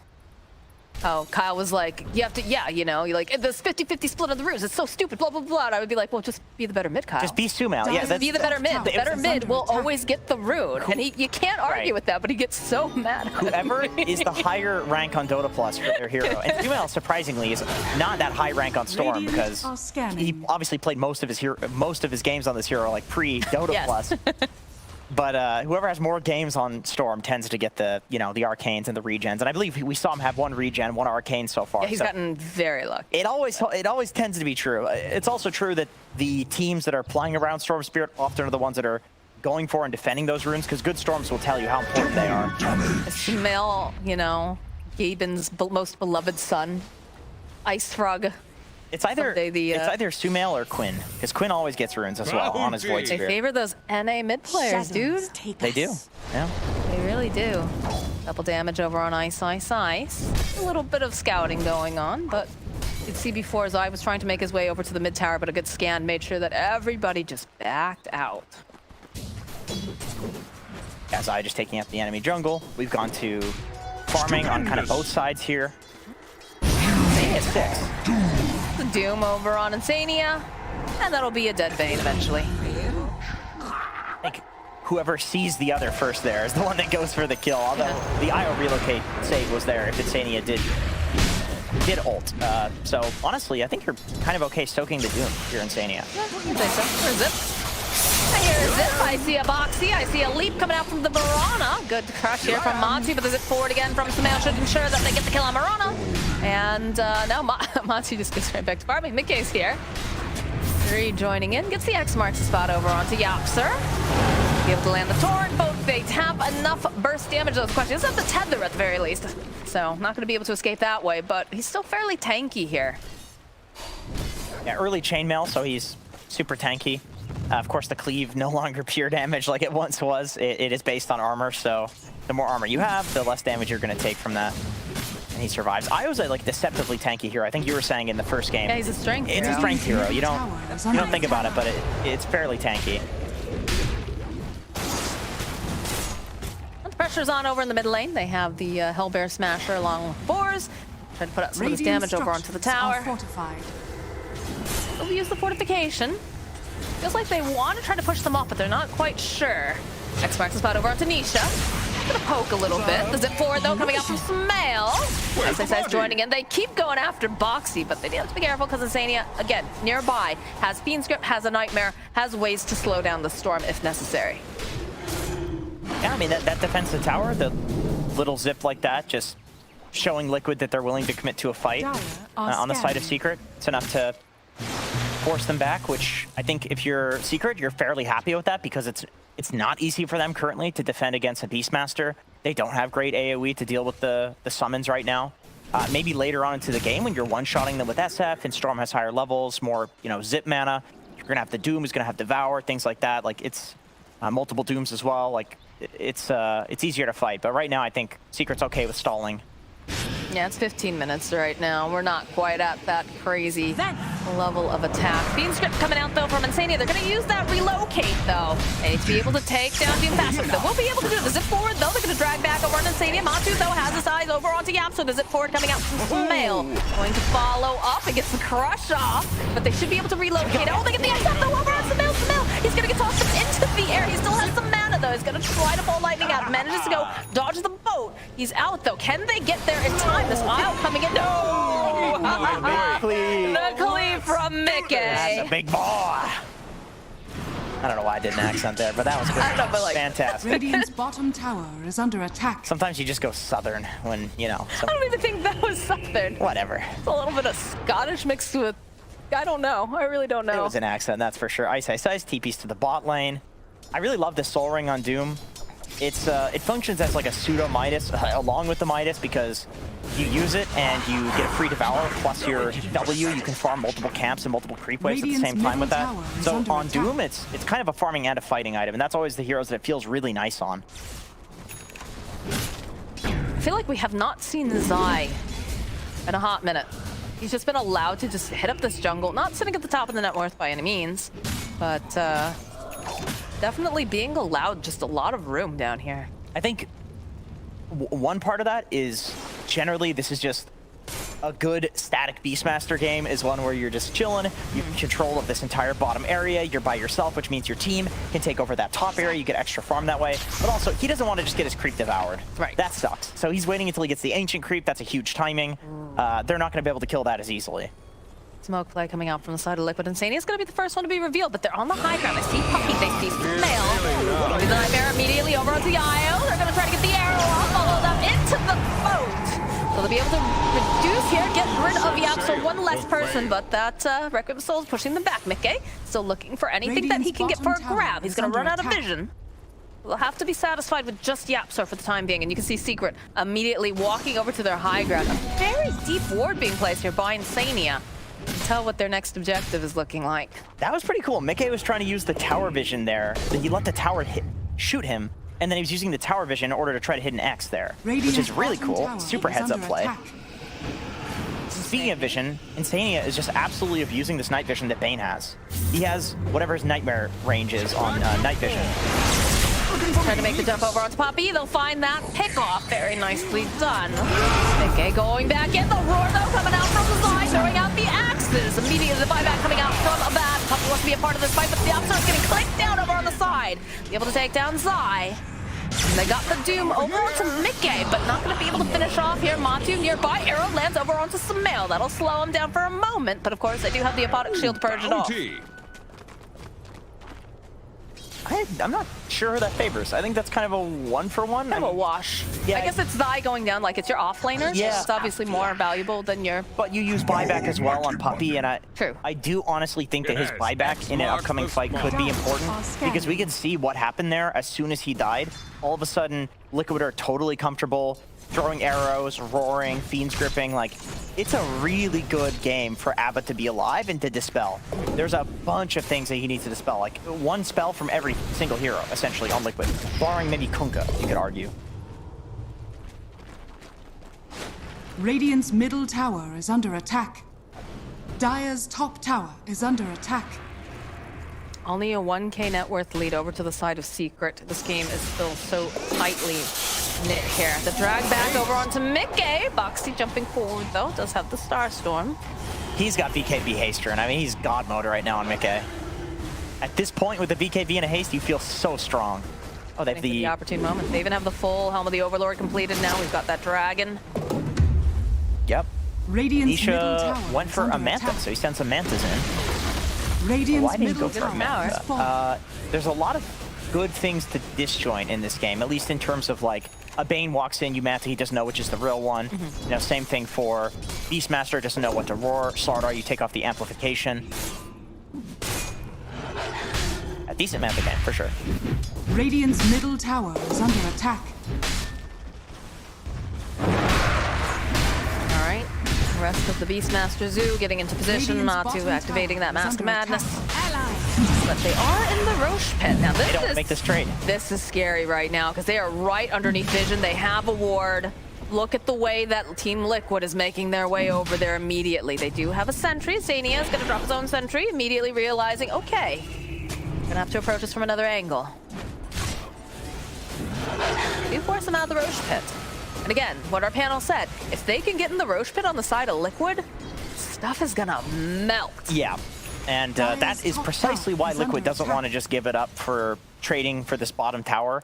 I almost always feel like the bottom tower trade that happens whenever you see Dire going to take that tier 2, it often favors the team that gets the Roche, because you just get the Roche and then you use the Roche to take the other tier 2 anyway, so you're not getting this tier 2 advantage by doing that. So I feel like, yeah, sending Zai down bot and then having him slowly progress towards the tier 2 tower and then having everybody else play near the Roche pit makes a lot more sense. And shout out to Insania for that beautiful ward right in front of the Roche pit as they move towards the bot area. That protects them from this play. They know that that's happening, and they've also got the Hawks, so that's going to help out now. Vision game pretty strong coming out from the side of Liquid. They walk back into the pit. They've got everything to let them know exactly where they are. And look at the way that they're positioned here. Secret trying to be very careful. And Arrow's going to get tossed out, land directly over onto ESF. They've got the Apodic Shield, and they'll get the dewarding, finally. Bottom tower, though, is getting chipped away by the Cardi. And Secret, they don't feel comfortable enough being in this pit, knowing that Liquid knows that they're over there. Continue to move forward on the side of Liquid. They're over on the high ground here for Secret. Radiant structures are fortified. Radiant's bottom Daytime. tower is under attack. Nisha's back in the pit. Stupendous! They know this is happening. Trying to figure out the angle. Liquid sending in some of these. He's sending the Hawk, they're sending the Dragon. Going to casually interrupt. Again, there's still smoke for the most part, other than the Sania. This Roche sitting at half health.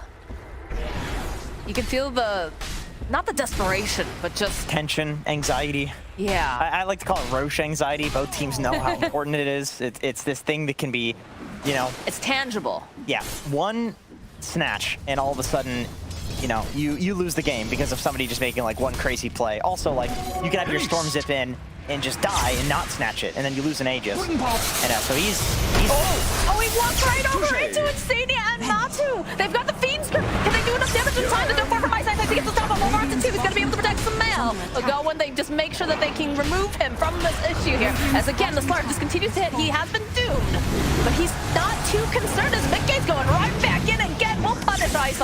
Zip over onto that line, so they're going to try to get rid of Foxy. They have the dust. They've got the vision. They'll be able to get the kill.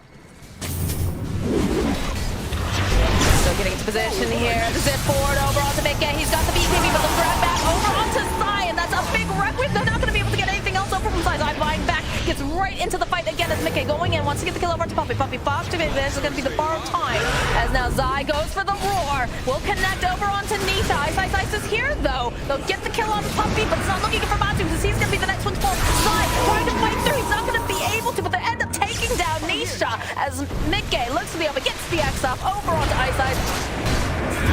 Not back. He wants to be a part of it.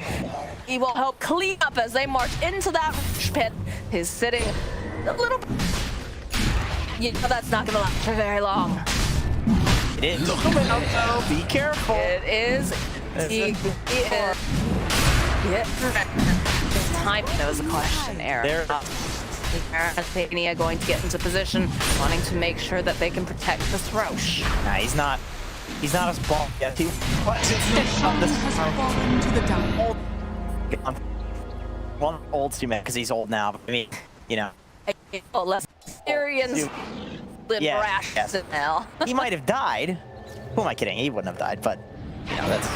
Sounds like you've got a little bit of trauma coming back from this when you're playing against Root Gaming, friend. Yeah. Radiant's top Those were the days. There's an arcane rune.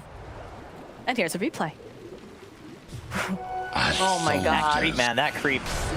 The arrow, I think, let's see, what would that have hit? I think that would have hit clipped ice, maybe there. And so he wouldn't get the Doom off. I mean, it still turns out in favor of Liquid, but sometimes the neutrals are just... It could have gone even better. Yeah, sometimes the neutrals are MVP for like one team or another. I mean, they're truly neutral, so that's fair. Yes. Gets the boat off. Sumail in chasing Boxy uses almost all of his mana. Middle tower is under I can't believe that, like, oh my god. Sumail just shows up, right?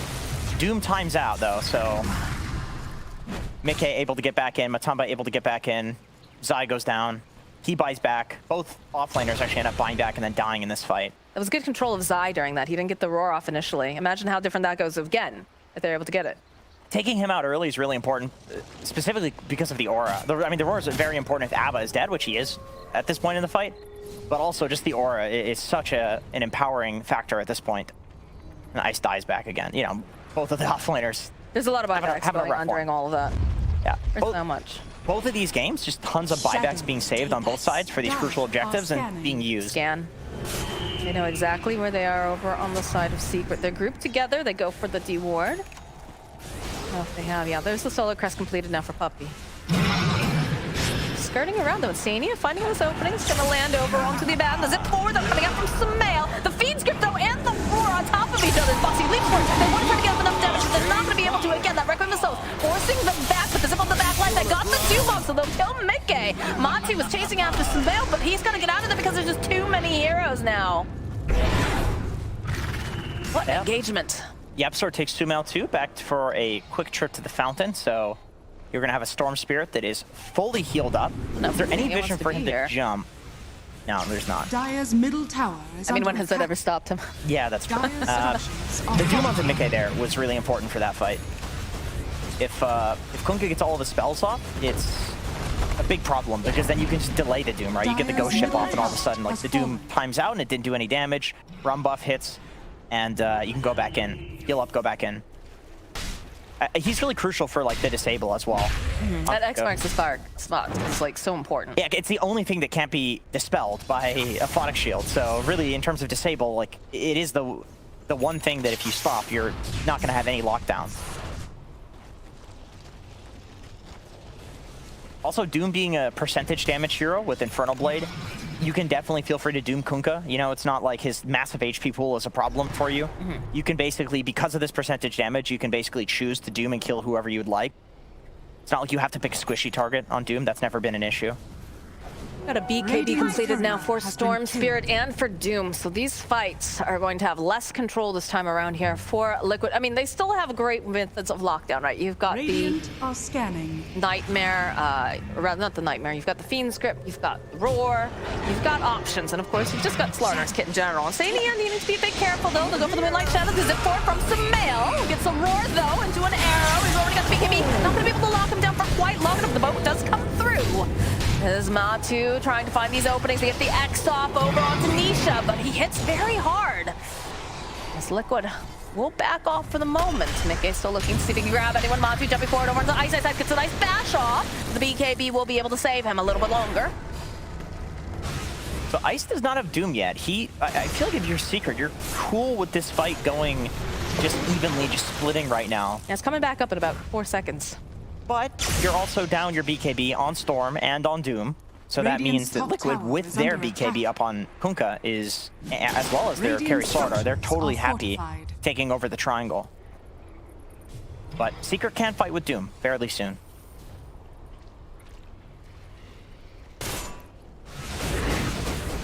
Liquid has good vision in the bot lane. Secret running down here is, top tower has fallen. you can definitely make a move here. They're making their move too. Look at the way that they're coming over. They don't have Zai though. Oh, never mind. Zai's here. He's gonna show off the jump forward. Gonna stop though up onto Matu. He's gonna need a bit of assistance here as they manage to go get the stun off over onto Nisha. Followed up with the phone. The BKB comes out from Mickey. Trying to get that clean damage. They do get the Doom off. Yeah, they're trying to save them just a little bit longer. Matu's gonna have to back off a little bit of stuff from ice over onto the back lines. Again, they managed to doom up Mickey. Matu's gotta get out of there fast. One more hit should have been able to do it, but he cannot get the final hit off in time as now Mickey running away. Zai using the roar, wants to try to buy just a little bit more time. The arrow comes through, going to land over onto the man, but they follow up here. No, it's not going to be enough. They're able to take down Mickey as Insania and Buxy are running for their lives. The man already popping that BKB. Zai's used the roar. They have to back off on the side of Liquid. The zip forward, though, Samel's not ready to give up. He wants Insania. They drag right back in. They'll get the stun off, but it's not going to be in time here to save the Bane. Great save from YapzOr in that fight. He saves the Fiend's Grip, but the Fiend's Grip also baited there. He let his arm be like a little bit low, you know, 20% HP index. It baits Liquid into this false security that they have grip. Yeah, not able to block, but it was a full duration grip. And yeah, because of the save, I think they kind of start onto Appa. And then he grips Nisha here. Sumo's jumping around. Dire's bottom tower is under attack. Stupendous. He amps this, and then he okay, a bit in the distance, lets it also Bucky blink. They overcome. Also the Doom out onto Mick. I didn't realize my time was out. That's so low. One more click would have done the trick from Samel. I mean, patience from both. Yeah, saving Mick, right? But that roar to save him. With no BKB, of course, it's possible. Did you know that, what the hell is it called, that he has? The Fae Grenade. Yes. Gives vision to both teams still. So if you use it on Roshan, the enemy team can see Rosh. I did not know that. Yeah. Is that intended to work that way? I would say probably not. But, you know. High risk, high reward, you know? Yeah, that's a good way to justify it. Sure, all right, okay. Dota is a game of many features. Oh man, that 7 a.m. wake-up call is starting to feel it. It's kicking in, it's kicking in. But this Dota is so good. That's keeping us amped up, keeping us hyped. Smoke play coming out from Secret. They're gonna just comb through the jungle, see if they can put up some vision, see if they can punish anyone who was hanging out in the area. Puppy keeping tabs here on Zai immediately, though. They'll use the Moonlight Shadow, they'll back off. They realize that there's vision. Yeah, he's way ahead there on Puppy. Just seeing if he can run into like a lowly little Insania, maybe set up for a Storm Zip onto the Bane, but now runs into Zai. Not exactly a great target to start on. And deploying all the vision here. The Enfeeble out over on Tanisha. Yeah, he's just gonna clean up the creep wave. And the Enfeeble actually quite effective on him. Reduces him to about 150 damage. I remember when Enfeeble didn't do anything, man. From 350. Is under attack. Look at that fast his tower just goes Dire's down. middle tower has fallen. Yeah, he's got the building talent now. Foxy having to use some of these leaps to get away. Ice following up. Could be a Yule's by a bit more time, but doesn't matter. So Foxy will fall. But now that's left Nisha a little bit vulnerable, but he does have two of his main caregivers nearby. You've got the Abad and you've got the Io. Keep him healthy. No Rosh up just yet.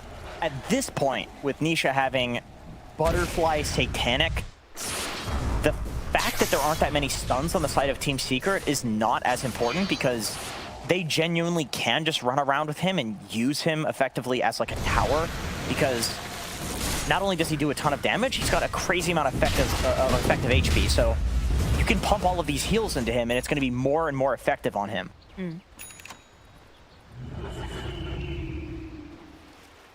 Radiant are scanning. The Zayav coming out on the courier. I was just wondering the same thing. Drum. He's got a drum. Okay, so Dire's top more tower is team under buffing, attack. which Drum very effective with his carry Slardar, who's building into that AC. If they can lock onto somebody, they do a lot of damage. I think Matumba, he did not go for the bash talent, actually went for the health talent. So he's playing, building for like the off-lane style of Slardar. I mean, it's a lot of HP, so I can understand why people would want to go for it, even under carry Slardar. It's just a little, it's a good talent. It's a really good talent. Top tower is under attack.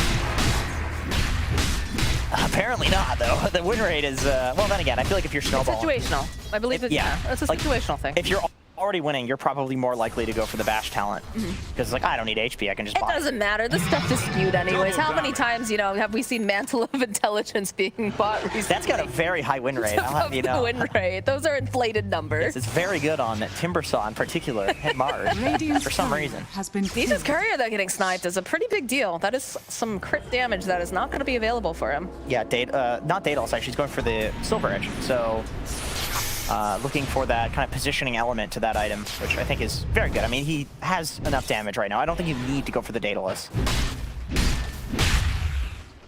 Silver Edge does a lot of damage too. Just maybe a little bit less. Gives you more of that ability to like get in and out of fights. Radiant's bottom tower is under attack. Once again, Secret seeing Insania. Ice gonna step forward here with a stop. That's so much damage coming up from Nisha. Oh, good God. Yeah, I had to click to Ice there to see if he had like Alpha Wolf buff or something, because the damage was just so high, but it's just all the burst, as well as Nisha right-clicking so hard. So this is going to be difficult for them to get anywhere near this pit fast enough, right? Especially when you don't have the Bane that is like a massive part of your control. Do you think they even go? I don't think they get there in time. No. No, not gonna let you take it. Even with the buyback on Stania. Not good. Okay, and so they give Aegis to some degree, surprisingly, to Nisha. Well, I mean, Samael's only died once on Storm. He's pretty hard to get his fingers on. So, I mean, same thing, though, I guess, with Nisha. Nisha's only died once as well. I think the argument is more so that Nisha is your sieging hero. So he's going to be hitting tower. Sumail's not. So that means you can position him in front and not feel afraid at all. That's what this is about, I think. And Sumail TP back. So they go for a roar play, though, when they'll get the kill on Samael. We weren't expecting that, it seems. In the top lane, they see Insania. They've got a lot of click damage to be able to remove him. Well, the reason that works is because simultaneously on the top lane, they were also going on Nisha. They canceled Nisha's TP. He can't get here. This is just a Raps. This is just Yapster by himself. No. Nisha has to walk, dude. He's just slowly waddling his way there. There's a free Raps. That was set. Insania is dead, but he is the reason he canceled Nisha's TP. Yeah, no, that is very value. That's not supposed to happen if you're Secret. That was a dope call. That's into an Aegis. Look at the creeps in their base, too. Look at this. Mickey walks right into Nisha. Puppy is nearby, though. It's going to be a difficult thing to lock down, especially when you do have Ice nearby. But, yeah, look at these. They've got a couple parties in there. Damn, dude. What a play. Insania's picking up a gem now. They're going to get some more vision. Liquid. That was a very calculated move. And that paid off. It feels so bad if you're Secret to get caught with your pants down like that. And, you know, it wouldn't work if Bane didn't have that extra night vision for Nightmare. It's a hell of a thing. It's one of those things that, like, and Insania was just in the right position there at the right time. Although, like, 1 or 2 seconds off, and that just doesn't work. You're never getting that Rax. No way. Not against an Aegis. It's not happening.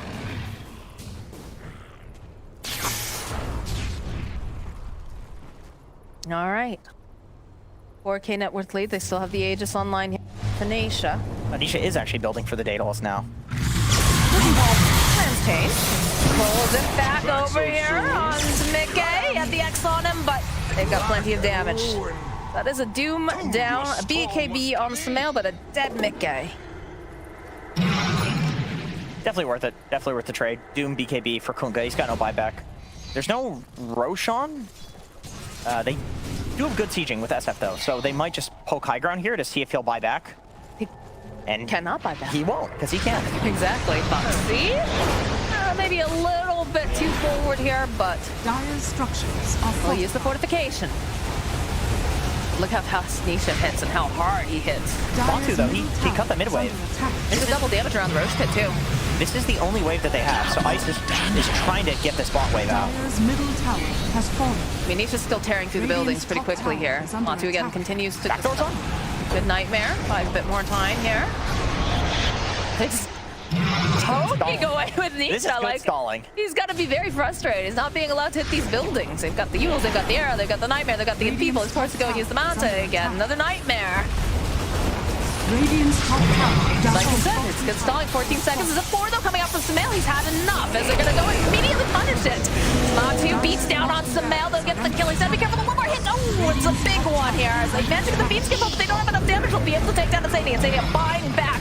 Wants to be a part of this fight, but these buildings now, they crumble without Nisha having the chance to, get toyed with. They do have a wave being pushed into the base over on the side of the Radiant, but Nisha does not seem to care. He's got an IO, he's got his Manta, he's just going to continue to put some more damage onto this middle racks, and then just casually walk away. Still has the Aegis online. Yeah, though. The whole time he was trying to push top, but it's not... This is not the old Necro Beastmaster. He doesn't push that fast when it comes to taking towers, so... he's trying to stall. He cut some waves, but unfortunately that bot wave for Liquid, that pushed in. Sumail does end up going down though, so that's Batum is definitely doing a lot of damage on Slardar. You have to look out for that. Nisha's feeling mega unkillable. They're taking a tower right now, by the way. Radiant's top barracks are under attack. Somebody's got to deal with this. Okay, there's Ice. Yeah, they are sending a couple people back now, but I don't think it can work for so long. Did you get Nightmare off over on Tanisha? Still has the Aegis for another 14 seconds. Put some damage out over onto the Baton. Go and proc his ultimate. Mickey, he's used that BKB. He's gonna have to walk away. 3 more seconds on Aegis. Can they turn this around? Do they want to turn this around? Their Nightmare out. We'll go use the Essence Ring on Yapsor. Mickey, he tried to time it so that he broke the ABBA, silenced him so he couldn't manually press the ult, and then kill him when the ult wouldn't proc because of the break. But unfortunately, the break wore off just at the last second. And so Puppy able to survive that one by just being positioned a little bit better. He was very safely positioned, super far away from Nisha. I think he'd be kind of close because he's ABBA and it's a low-range hero, but he understands that he can die in this game, and Nisha had an Aegis. So this guy has 2 lives, 3,000 HP, 10,000 effective HP. He doesn't need to be that close. Radiant's courier has been killed. Dire's top courier tower gets is under attack. taken out. They have the MKB completed for Matu. Zai also having himself a sheep stick. There's a jump forward from Matu with an arrow, right? Again, over on Tanisha. They did enough damage on the time, though. Zai queuing so much on the back line. Again, they'll take down Nisha. They'll take down Asania, though. Will drop to the ground. Sumail clicking away over onto Zai. Matu just trying to hit as many hounds as he can. Trying to get rid of Ice. They'll be able to do it. He's already used the Doom over onto Mickey. Puppy hiding into the tree line. The blink forward from Matu. He's just cutting through everybody like they're butter. And the hunt is on. Multiple buybacks coming out from the side of Secret. This IO, though, is not looking healthy at all. It's an ultra kill for Matu. Sumail's teleporting out. He is running now. All right, so that was just an all-in from Liquid. They're like, all right, we have to kill Nisha right now. If we don't do this, he's going to take our entire base. It works out. Yapsor actually relocated back to try to get Nisha on the buyback. In the time that he relocated back, his whole team died. So they just let him die. They just say, all right, we're done. Tries to save him here. Yeah, these supports are trying to keep him alive. The really nice Yule Scepter from Boxy onto Puppy. It's just they completely all in him, and then it works. And on the relocate back, Ice actually ends up going down. Sumail, I think, was expecting to get tethered out so that he'd get that fountain regen, but it didn't end up happening. Just a chaotic fight. They get the gem as well. And then Yapsor's like, okay, well, plans have changed. I'm going to try to tether out, but of course the Hex prevents that. I was like, don't mind if I do. All right. Double damage, eh? Okay. And the Moon Shard. All right. Penta Edge Sword, MKB, double damage Moon Shard. Yeah. Woo! That is That's gonna hurt if he's able to hit. You got Radiant's the middle tower Beast Aura has too. fallen. You also have the buff from the Dinosaur. With another 75 attack speed. Sir, please, it's a Thunder Hide. I'm sorry. Ancient Thunderhide.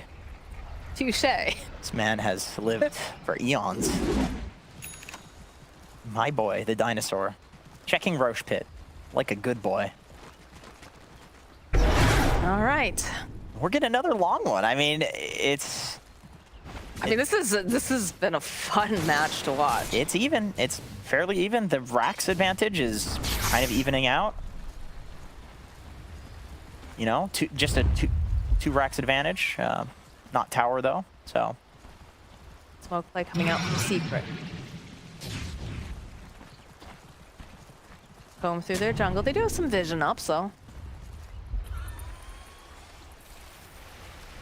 looks like they just kind of want to get out on the map, get some wards down. That's like fair. On Mirana. Good lord. Full Assault Cuirass now for the Kung Fu. Double duty. Both items kind of doing the same thing, preventing that massive physical damage minus armor from coming out from Nisha. Yeah. So the Ethereal Blade being able to make somebody else into Ghost form, that is probably going to be one of the more effective things in these team fights. Right, because like the only major like magic damage that we're seeing is going to be coming up from Sumail. Yep.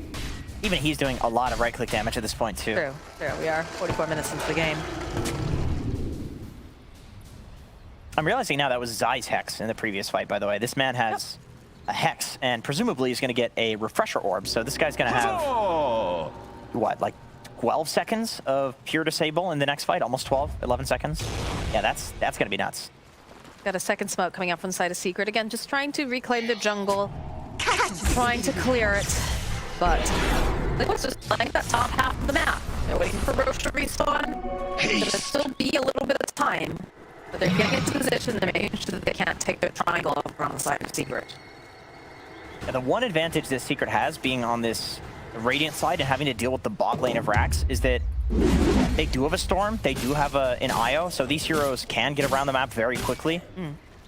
The problem is, at this point in the game, with as much damage as both sides have, 1 or 2 seconds can be make or break. So the relocate, getting somebody in, you're going to need to do that very quickly, if not like preemptively, which is quite hard to do. Or you just already be there for the fight, which is exactly why they're 5. I feel like you can't relocate in because it's too telegraphed. It gives them enough time to set up. It does. At this point, it does. The relocate should probably be to get out. It's a wambulance at this point. It's a wambulance, absolutely. All right, this Roche is just, look how fast it just melts. There's no way that Secret will have any time to react to this. So that is going to be Cheese, Refresher Shard, and Aegis. Oh, God. Yeah, Matumba is perma-stunning people right now with his...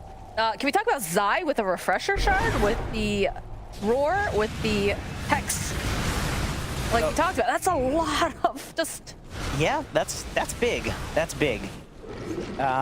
You know, unfortunately for Puppy, Abaddon cannot refresh, well, I suppose he could with items, the Aphotic Shield.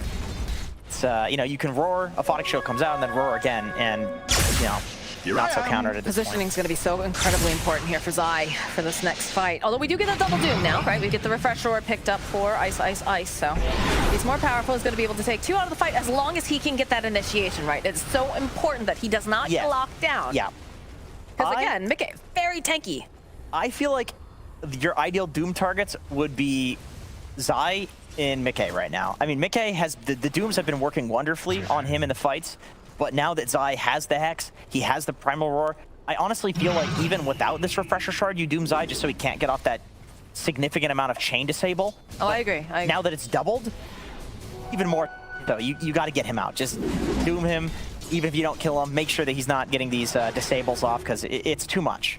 He's also got the God, I can't even talk right now. Quickening Charm. Quickening Charm. Like, not Quicksilver Amulet. That's the other thing.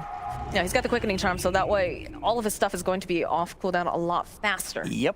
And it's already a big threat. He's a big boy. Yeah, just kind of chaining across the map, clearing the map, farming, looking for the right pickoff once again. Both of these teams realize how important this series is to win and how close they are. I know I said it in the last game, but you get to the 50-minute mark in a game of Dota 2, and you see a 7K gold lead for a team. It means jack shit. Nothing. It doesn't mean anything. Also, a Rax advantage means very little. This is 100% a game of buybacks. And of course, it favors the team that has the Aegis, especially if you have a slot for it. But, you know, I see. 47-minute Ethereal Blade, very common thing. First time this patch. On Abaddon. On Abaddon. Very good. They smoke out. They're hoping to get any sort of information on the side of Secret, but Liquid has already just invaded themselves. And is that... I like this on our Beastmaster. It is the ninja gear. We talk about how important it is that he is able to get into these fights. He's not doomed, not disabled, and able to get off all of these spells with the refresher shard. And this is the exact item, I think, that is necessary. Yeah, this is nice for him because he can chill with his summons here and give them the auras, and he can, you know, wild access the wave. It's the perfect item for him at this point in the game. Yeah, super nice. Let's see, do we have any important 25s? We have Ghost Ship Fleet from Mickey, who is currently TPing towards that bottom lane. Also with Matumba, who has the undispellable Corrosive Haze. So, suck it, puppy. You're not dispelling shit this game. Not anymore. Now Slardar counters you. I'm sure that's exactly what Matu's thinking right He's like, I'm going to play for that. Suck it, puppy. That 25-minute timing, or that level 25 timing versus Abaddon. That's when Slardar counters Ava instead of the other way. It's finally his time to shine. Yeah. Almost has his Satanic too. Doesn't want to buy it though. No slot for it currently. Yeah, if we take a look at buybacks right now, no buyback on Doom, no buyback on Abaddon, and no... Well, we'll have it shortly for Nisha. But everyone else, they've got buybacks available.